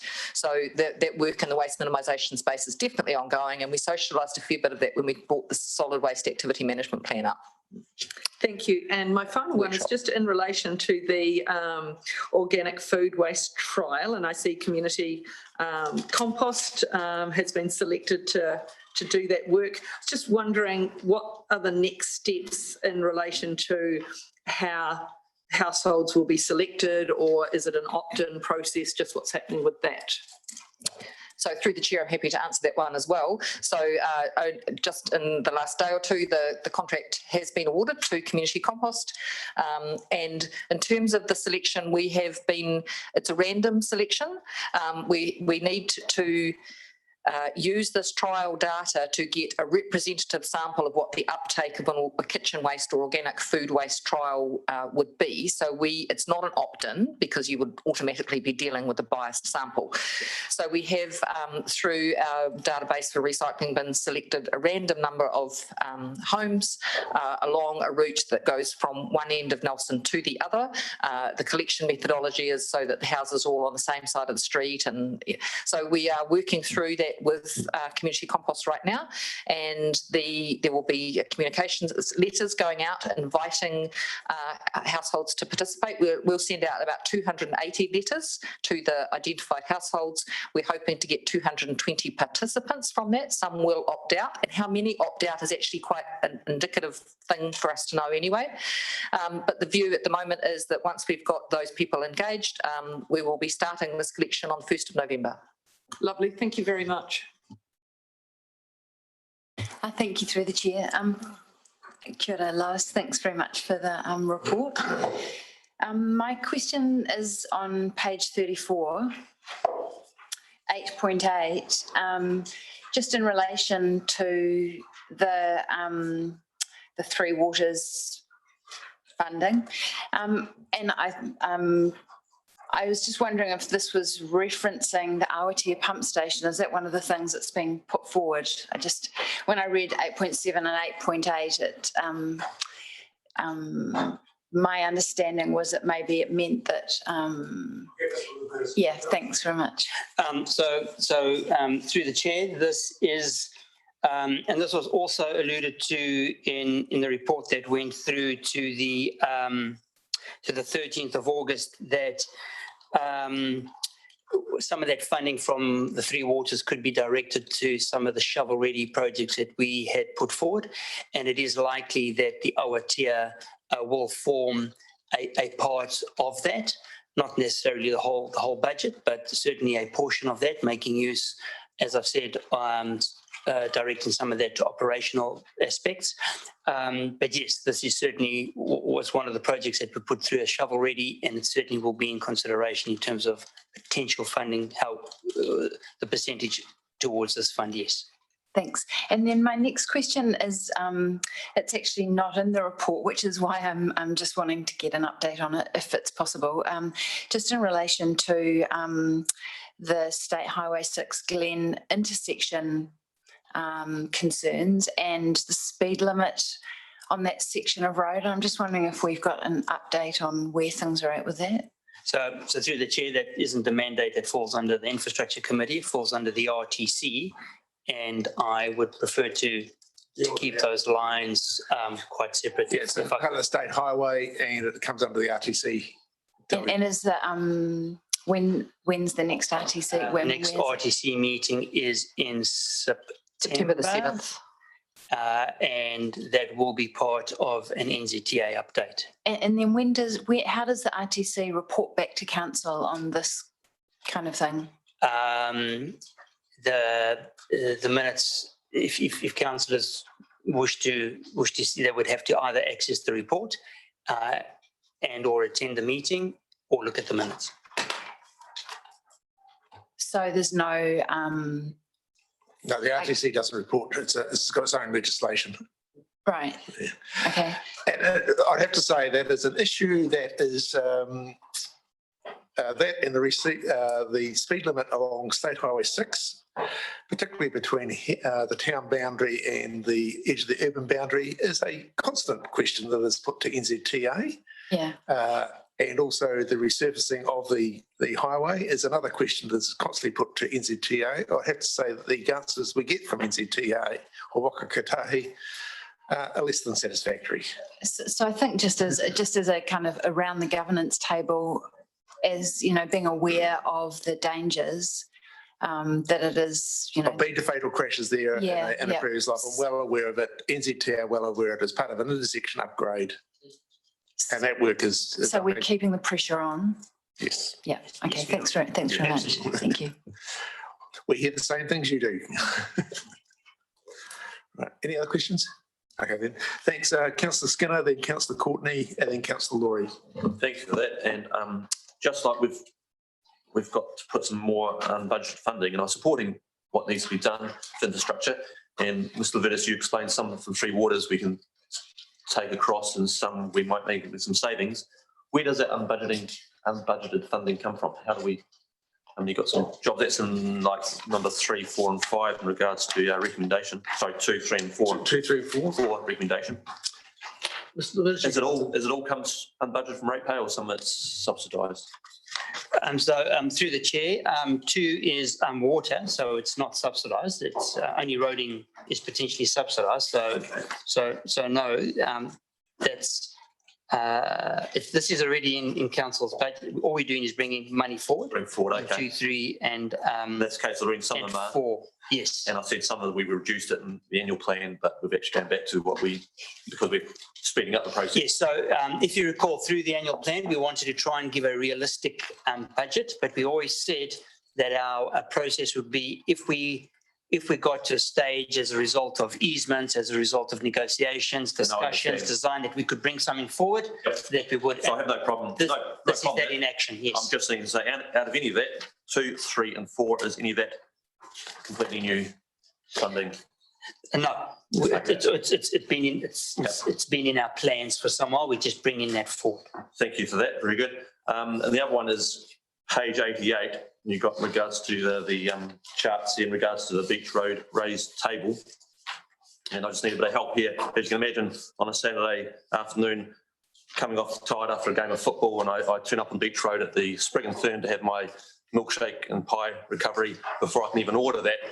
The supporters of football thinking about going to tell me what a great game I played, instead ask, how much did that intersection cost and when's it going to be finished? And that's part of this report. So through the chair, it is part of this report, and you referred to it on page 88, and Lois can guide you through that. But so help me out, because next Saturday, Lana goes, Tim, I want the answer.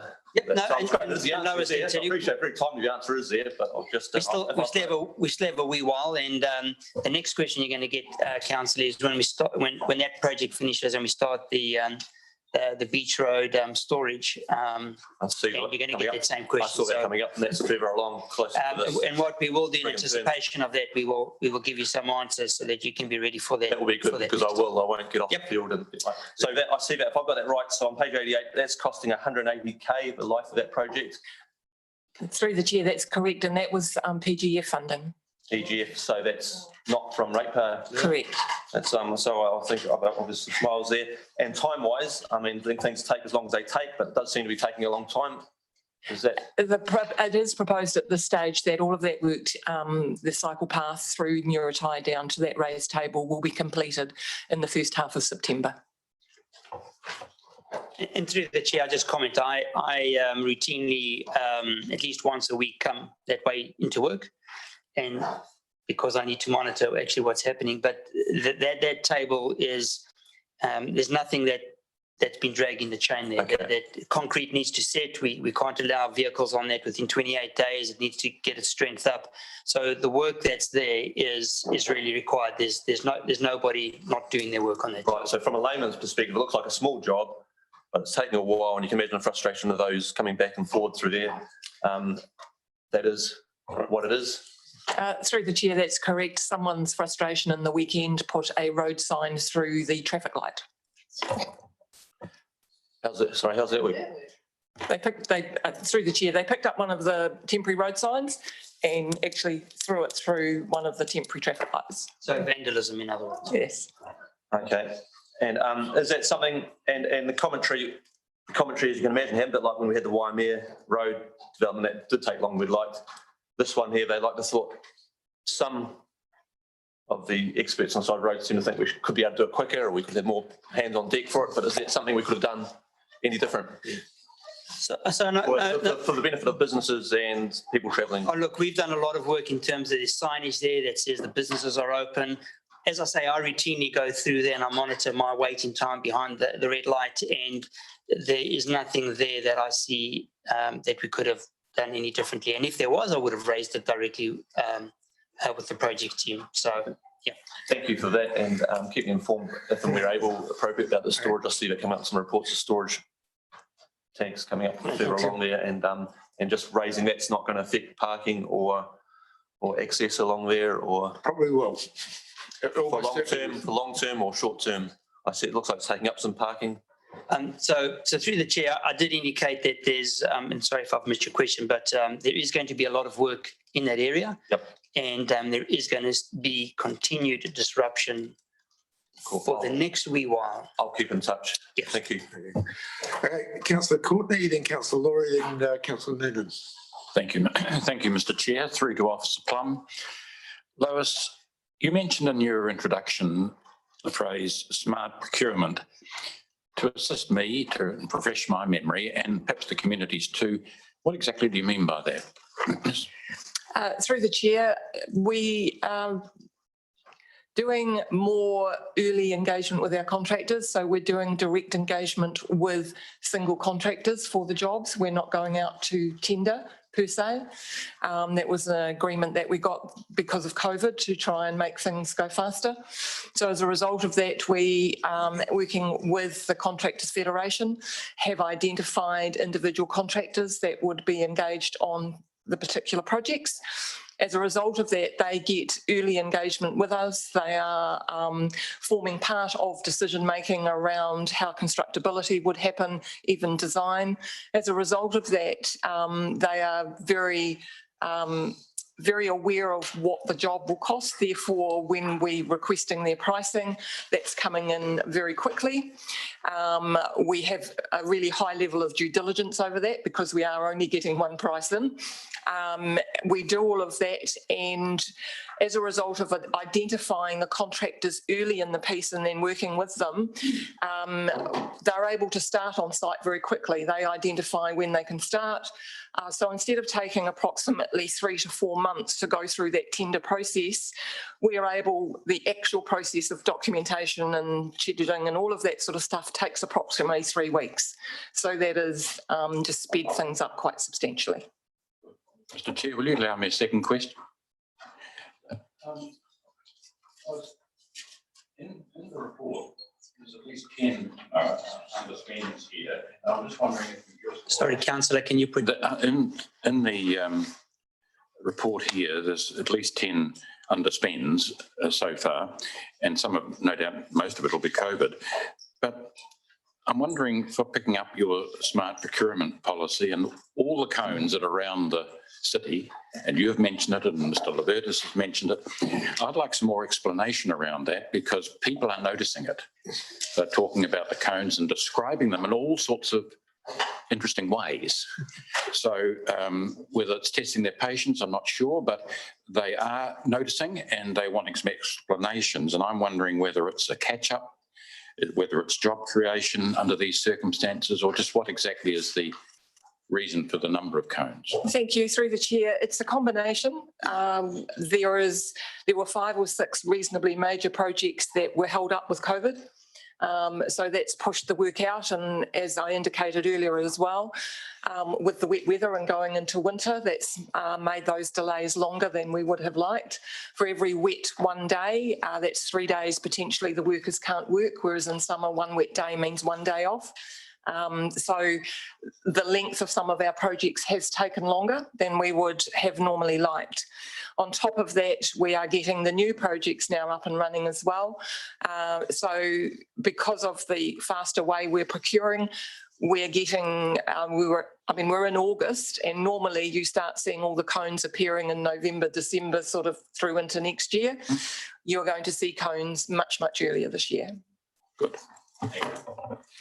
Thanks. Councillor Laurie, then Councillor Noonan. Thanks. I wish I'd invested in cones about a decade ago and high-vis vests. Just looking at the a couple of questions for me. 11.5 of the report talks about the Neil Park pump station and how that work has been completed. So I was just wondering how it's smelling. If anyone might be able to update me on that. Through the chair like roses. No, really? It's not, no. Outstanding. I know. Since the odour elimination system has been put in place, we certainly have not had any breaches or any complaints associated with it. Great. Awesome. 11.13 on the bit on the parking meter renewal, which I must say I think pay-by-plate appears to be a huge success. It's easy to use. People are actually following the rules. There's lots of parks for people to use. I'm just really thrilled with the way it's it's working. But I am wondering, given the talk here about how things have changed and how there are more parks available, what indications have you got as to where people are parking instead? Or are they all getting on their bicycles and walking? Through the chair, I'll attempt to answer that. We don't have hard data, but anecdotal data suggests that the parking on the fringe is back to being a little more under pressure. The Hathaway Court, Grove Street, around the Polytech precinct.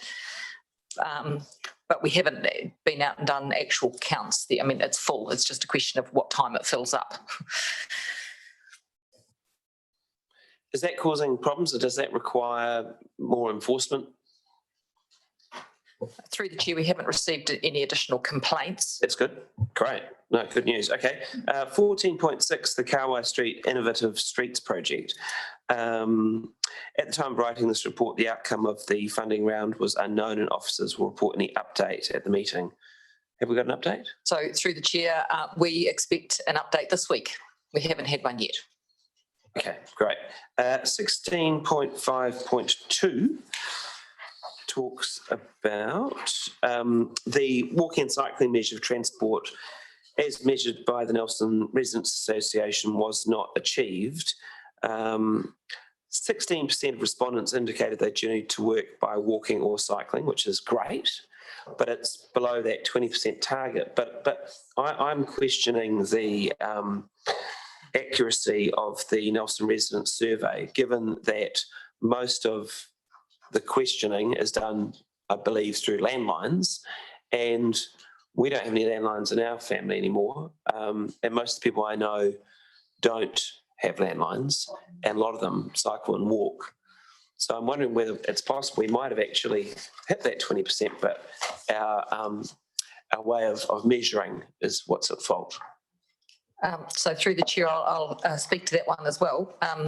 Yes, the residents survey is not an ideal measure for uptake of walking and cycling, and that's why in the activity management plan we are proposing budget to be spent on actual counters that 24/7 are placed around our route. We have 2 in place now, but that will give us much better data.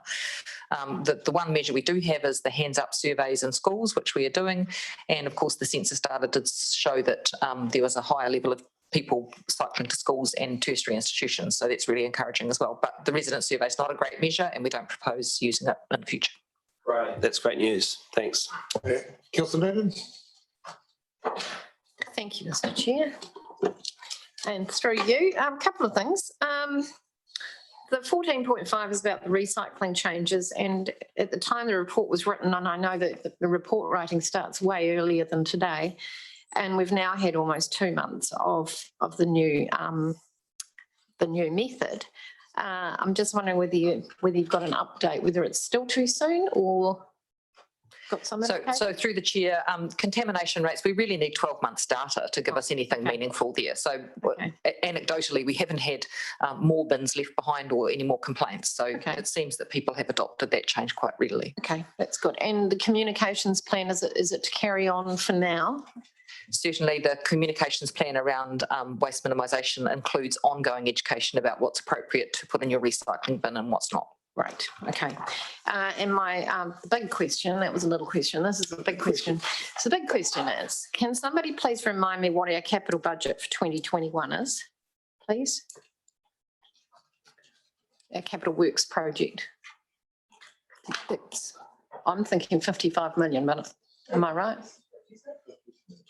Through the chair, I should know this because I discussed it last week. And I think it's in the order of about 55, 56 million, and that's including all the funding streams that we've got, the Provincial Growth Fund, the money that we've got for Saxons Creek. It excludes anything, it excludes the money that we've got from the Three Waters, but it's in that order of about 55, 56. So normally 40 is sort of as much as we can do in a year? Slightly less than that, yes. Okay, so on that basis, if we say 40, we'll adopt 40. So 40 is normal, we're looking at 55, and now you want to add another 1.75 million. How are you going to do it? So we wouldn't be recommending we bring those 3 projects forward if they're not ready to go. So to answer your question, I've been given a high degree of certainty that the money that we're bringing forward will be undertaken. There is still risk in terms of our existing capital budget, and I've always said so. And I know that I recall you asked me a specific question, I think at the council meeting, in terms of whether we could deliver this. I did caveat that and say that we have a number of things in process. And for example, the streamlined exception procurement policy that we hope will speed that up, and also the ability to bring contracts forward. But yes, there is a risk. There's weather. The weather on some of our projects has been a problem. It really has. But the answer I'll give you now is the same answer I gave you back then. We best endeavour to spend what we've got, but I certainly can't put my hand on my heart and say that I'm going to spend all of that. But be rest assured that the money, we wouldn't be asking to bring money forward into this financial year if those projects weren't ready to go. And the processes that we have with our contractors will enable that to happen. Okay, so then that sort of leads to 2 other questions. Why are we asking for it now? And when you could see a little bit further down the track how your workload is going, and then ask for that money to be brought forward? That's a good question. It's a very, very good question. I only try and ask good questions. No, that's a very, very good question. And the answer to that question is we are working very closely with our contractors, and we have to work in, if we left everything to the last, even if we left it to December, for example, to see how we were tracking, we would be hard pressed for them to be undertake that work, because they've all got specific windows that they can actually undertake that work. And when they finished one project, they are moving on to another project. So what this does, and the way we're working at the moment, is we're working our programs with all our contractors.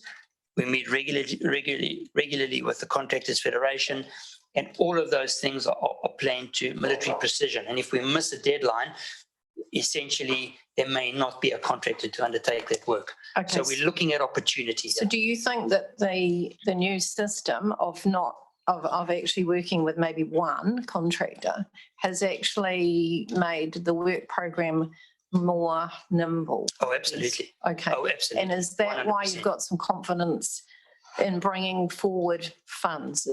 We wouldn't be one of bringing the forward reasons? funds if we didn't have a high degree of confidence that we would spend it. Okay, so then the other question I've got is do you think that anything that was already in the works program is at risk of not being done because of the large budget that you've got now?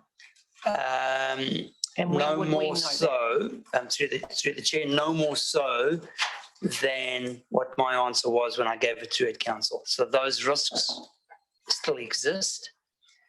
We've mitigated the risk essentially because we're ready to go.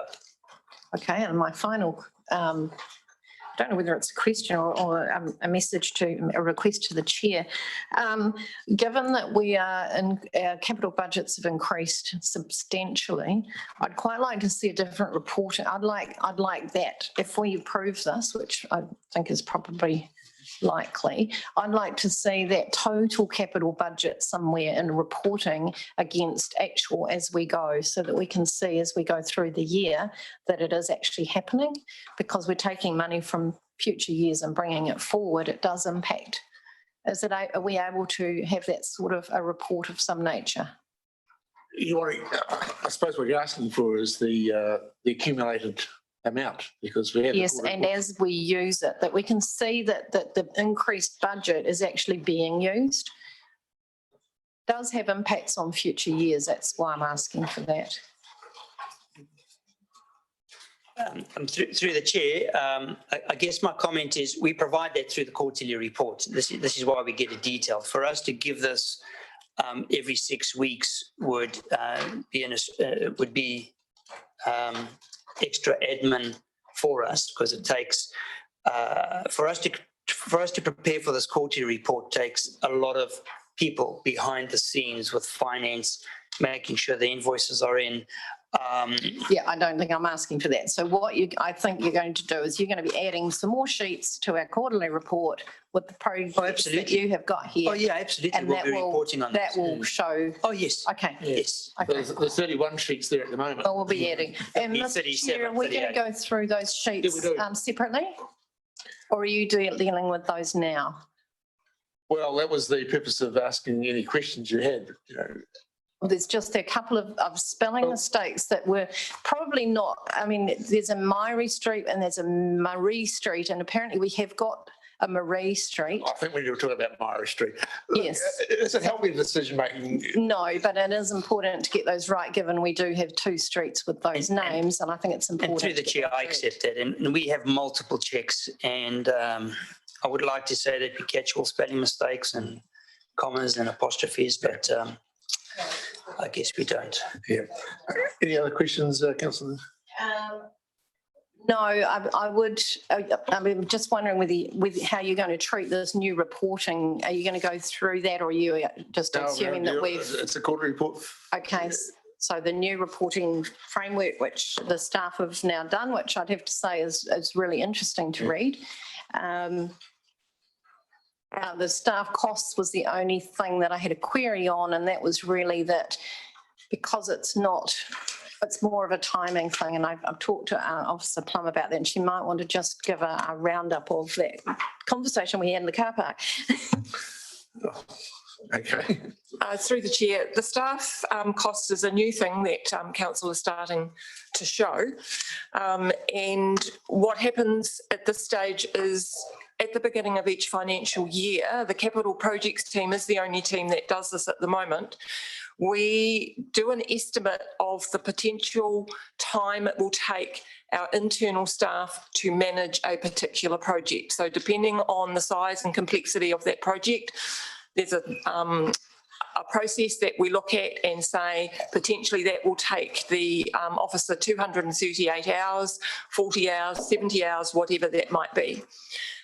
Finance then take that estimate, they put an average cost against that per hour, and they add that into the system. It's then the staff do weekly timesheets, and from that timesheet, the hours are then allocated against that. At the end, the dollars associated with that is not part of the overall capital budget that we have to deliver the project. At the end of the financial year, finance then capitalise that staff cost, and it works its way through the system. I don't know how that works. So you are seeing something that we haven't in the past done. We've always estimated, and we've always looked at potentially how much time it takes, because that allows us to figure out whether we can do the work. But now there's a dollar associated with it. And if a job comes in partway through the year, it won't necessarily have staff costs associated with it. One question relating from that then. So in the past, we haven't capitalised staff time. So now we're going to be adding that on at the end. So I'm just repeating so that I understand what you said. So that could actually, yeah, that could change things from what we've done in the past. Through the chair, my understanding is it always has been capitalised. It just hasn't been reported in a way that you see it. So that's correct. Really Yeah, it's not as though we all of a sudden you add $100,000 to a project because it's taken so long. Okay, that's really interesting. Thank you. That is interesting. Madam Mayor, do you have a question? Thank you, through Mr. Chair.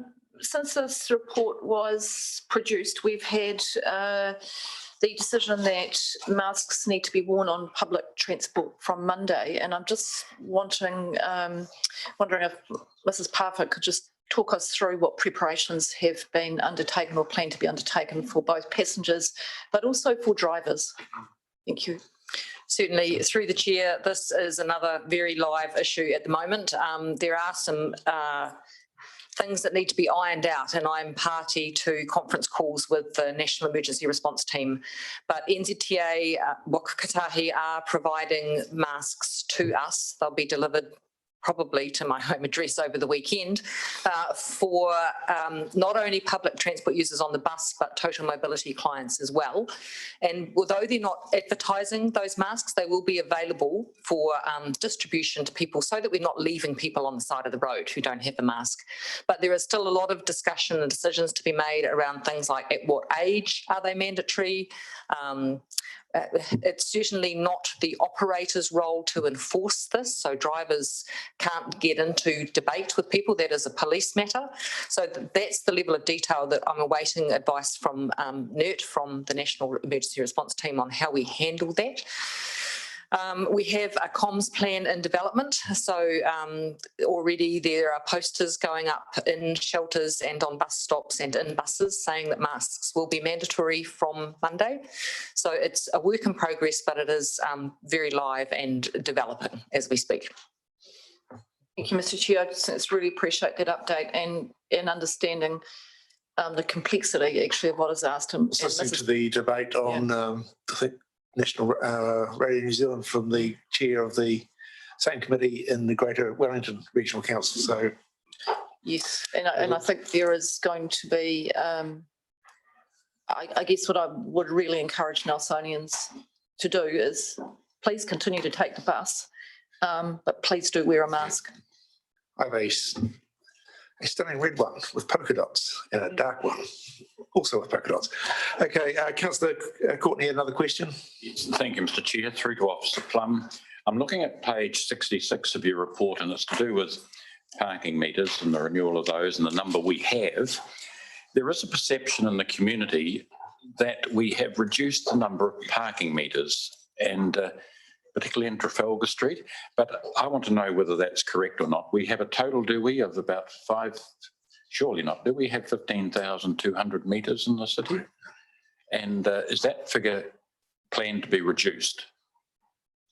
Sorry, through the chair. I think there was a question for Margaret, and I saw that she was temporarily distracted there, so you may need to repeat that question. Sorry, I'll try. I'll do it again. There is a perception in the community that the number of parking meters we have in our city has been reduced. And one particular one that's fresh as about 2 days ago was Trafalgar Street. So I'm asking the question, is it part of our council policy to reduce the number of parking meters we have in the city? And I notice in the report, it says that the timing of the work program to replace approximately 15,200 metres citywide. Is that the number we have? And is it going to be reduced? Through the chair, and I'm sorry, I didn't see where you read that figure from, but no, we have replaced 73 metro lights. So we have 73 new on-street parking meters. That is a reduction from about 100 in the past, and we have refurbished the larger meters that are in the parking squares. So the reduction is real, but the way that pay by plate works means you don't necessarily need to have a meter as close to where you park as you used to, because you no longer need to return to your vehicle to put a ticket into the windscreen. And in fact, you can increase or pay for your parking at any number of meters around the city. So for your information, there is a web map on our City Council webpage showing exactly where the parking meters are. Of course, the other option is we have now got a parking app where you don't need to visit a meter at all to pay for your parking. So we've just changed the way we do things. Yes, I would rather hope that the reduction isn't in the city centre, as you say, in the city centre. So through the chair, why, because of that's where the complaints have come from, in the main streets, Trafalgar, Hardy and Bridge. So that's it, and it's genuine, it's real, and they are concerned that they have been repositioned or taken away altogether. So I want an assurance that really that the main, within the four boundaries, you know, Collingwood, Rutherford, Selwyn and Halifax Street, that those... Councillor Courtney... No, hang on a minute. I'm very important matters, and others wander off too, and I'm not doing that. I'm explaining to her the boundaries in which concerned, and it's not a laughing matter, it's a serious matter for residents of this city. So, Mr Chair, please indulge me. Margaret, the area is, as you know, the four boundaries, and I want an assurance that the meters haven't been taken away in that city centre area. So through the chair, what I will say is that the number of meters in that area has been rationalised and it has resulted in a reduction, but the need to have a meter close to where you park your car has been reduced. Which was in the report. So, sorry, through the chair, Councillor Courtney, you referred to page 66, which refers to water meter replacement, and that's why we're a little confused. But your questions regarding the parking meter were spot on, sir. You'll notice the large sign is about 1.2 square metres saying pay here. Yes, I know, but even the reply I got was challenging. Yes, we on this side of the table found that response challenging to really comprehend. If you'd like to clarify it a little bit more, it might be the water we're drinking over this side. It may not be. I just don't know whether you'd like to just be more precise. So the 77, that's gone from 100 to 77, and they've all been in the city centre area. So through the chair, those exact numbers are off the top of my head, but it's approximate, and there has been a reduction in the number of meters, yes, but you don't need to be as proximal to a meter as you used to need to be because you don't need to walk back to your car. So the way we're paying for parking has changed, and we've added the ability to pay remotely. So, thank you.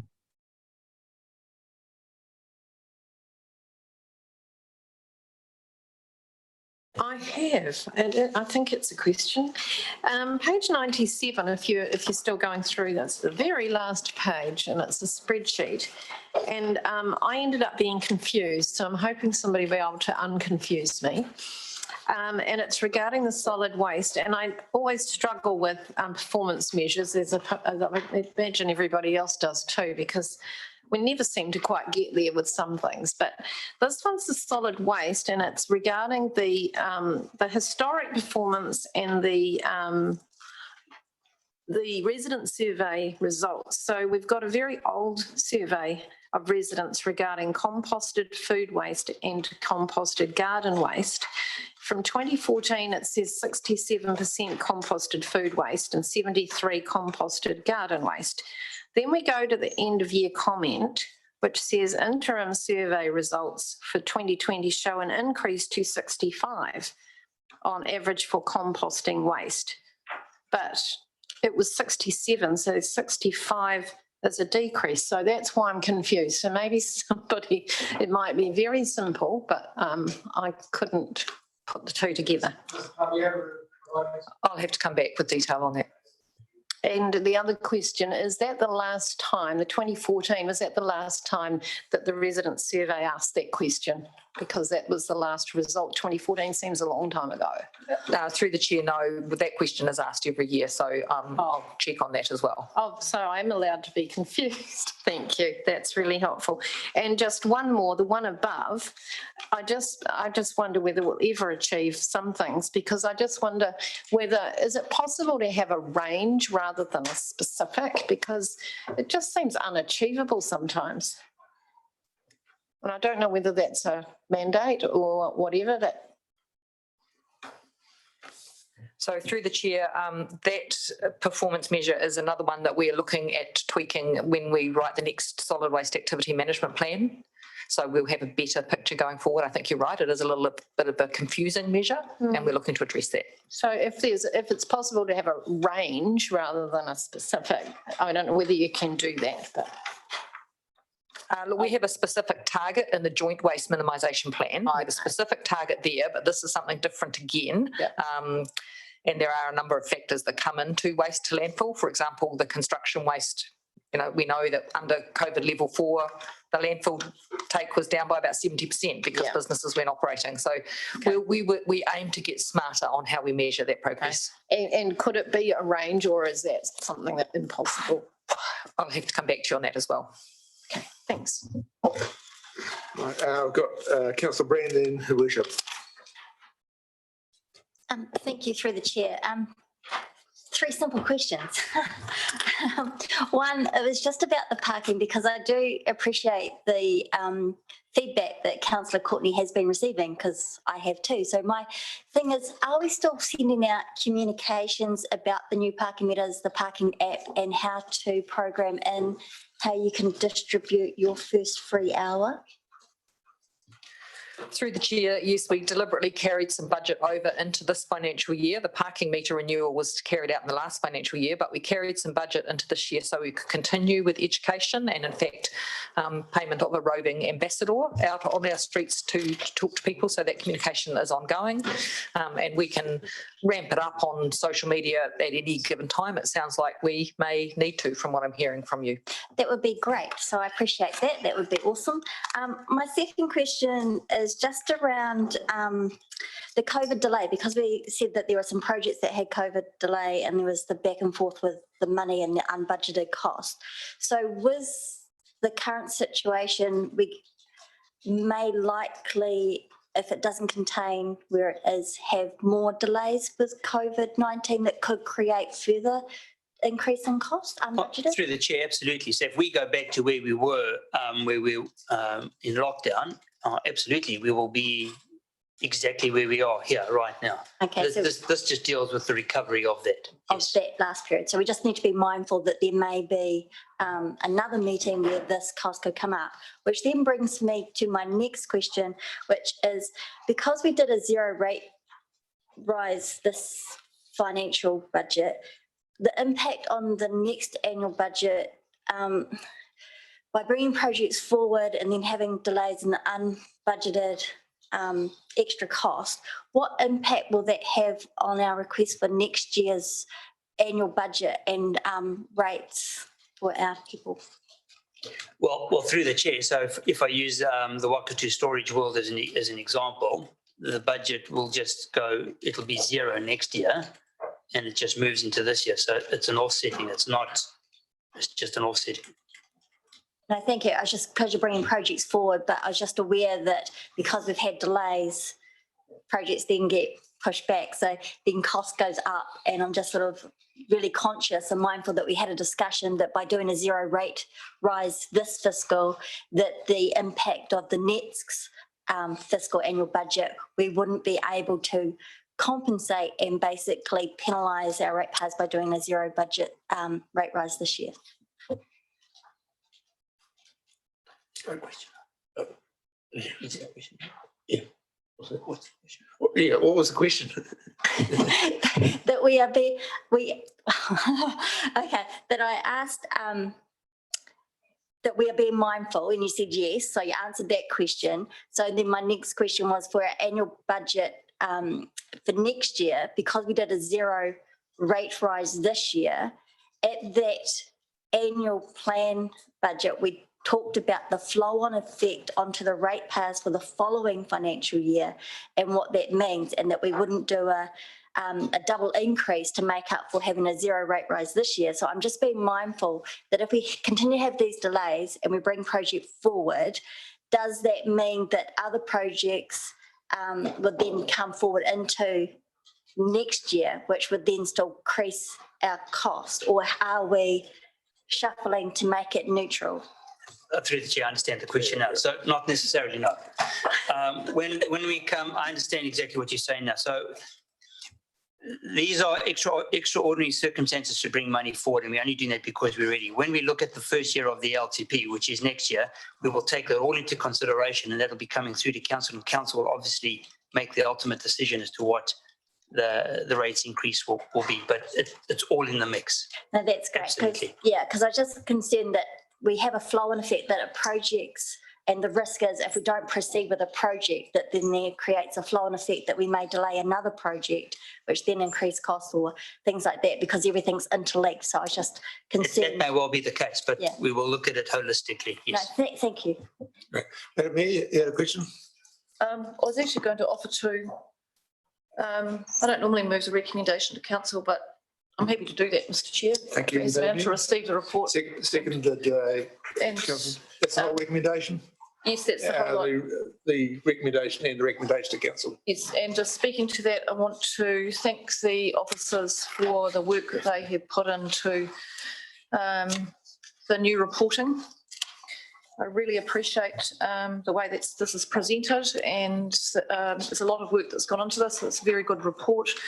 Also to thank the team, Alec, you and your team, for your responsiveness to what is an extraordinary set of circumstances. You've described that. It is everything is moving and you've got so many moving parts. I'm not quite sure how you're keeping it all going, but you are. And you're doing more than just keeping it going. You're actually addressing the call for stimulus in the economy, keeping people employed as much as we can and delivering projects that are important to the people of the region. So it's exceptionally fine piece of work, both in the room today with the report, but actually the work that you're doing out in the community, which is what it's all about. I would just note that during the course of the other questions, Mr. Jagutha has confirmed to me that actually the resident survey includes 25% to cell phones. So we have sort of moved away from a fully landline scenario. So I think whether the resident survey is the right tool for finding out the information that we need, I think is the question that Mrs. Parfitt is looking at, and there may be better ways to do that. But thank you very much for what is here. If you go through the achieved, looking for the green boxes or the red boxes or the orange boxes, there are an awful lot of green boxes, and there have been an awful lot of things that have been outside your control. So that's an exceptionally good result. Thank you.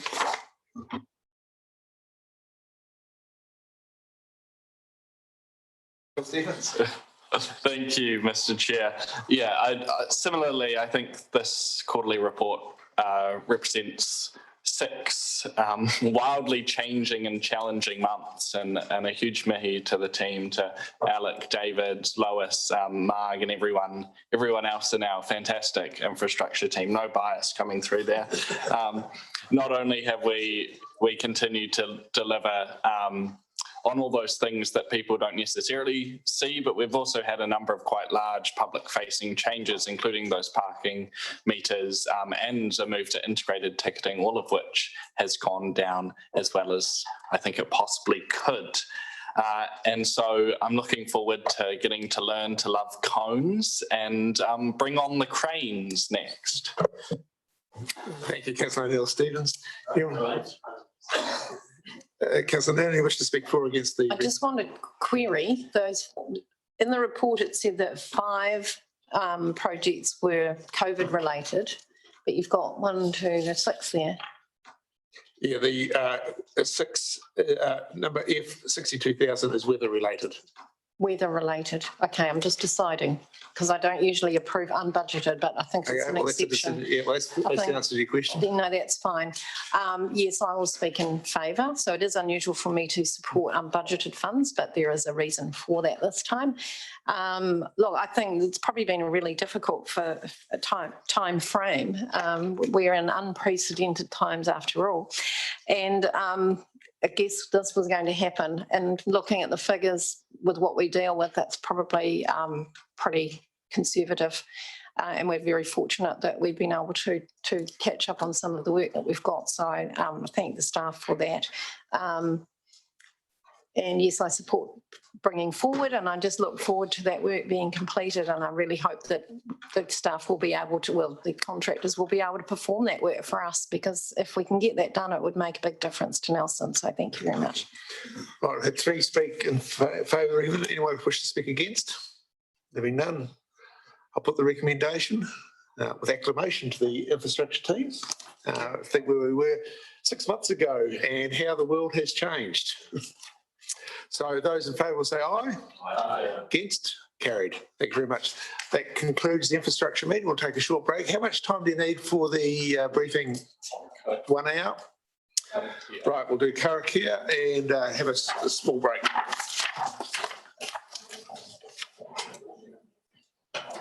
So, okay. Kia mutu, matu mai, mo tēnei wā, mā kina kina, mā te mā katoa, mā katoa hoa, mā tātou kaua, ai ki te aorangi.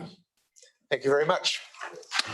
Take a small break. We'll come back in about 5 minutes.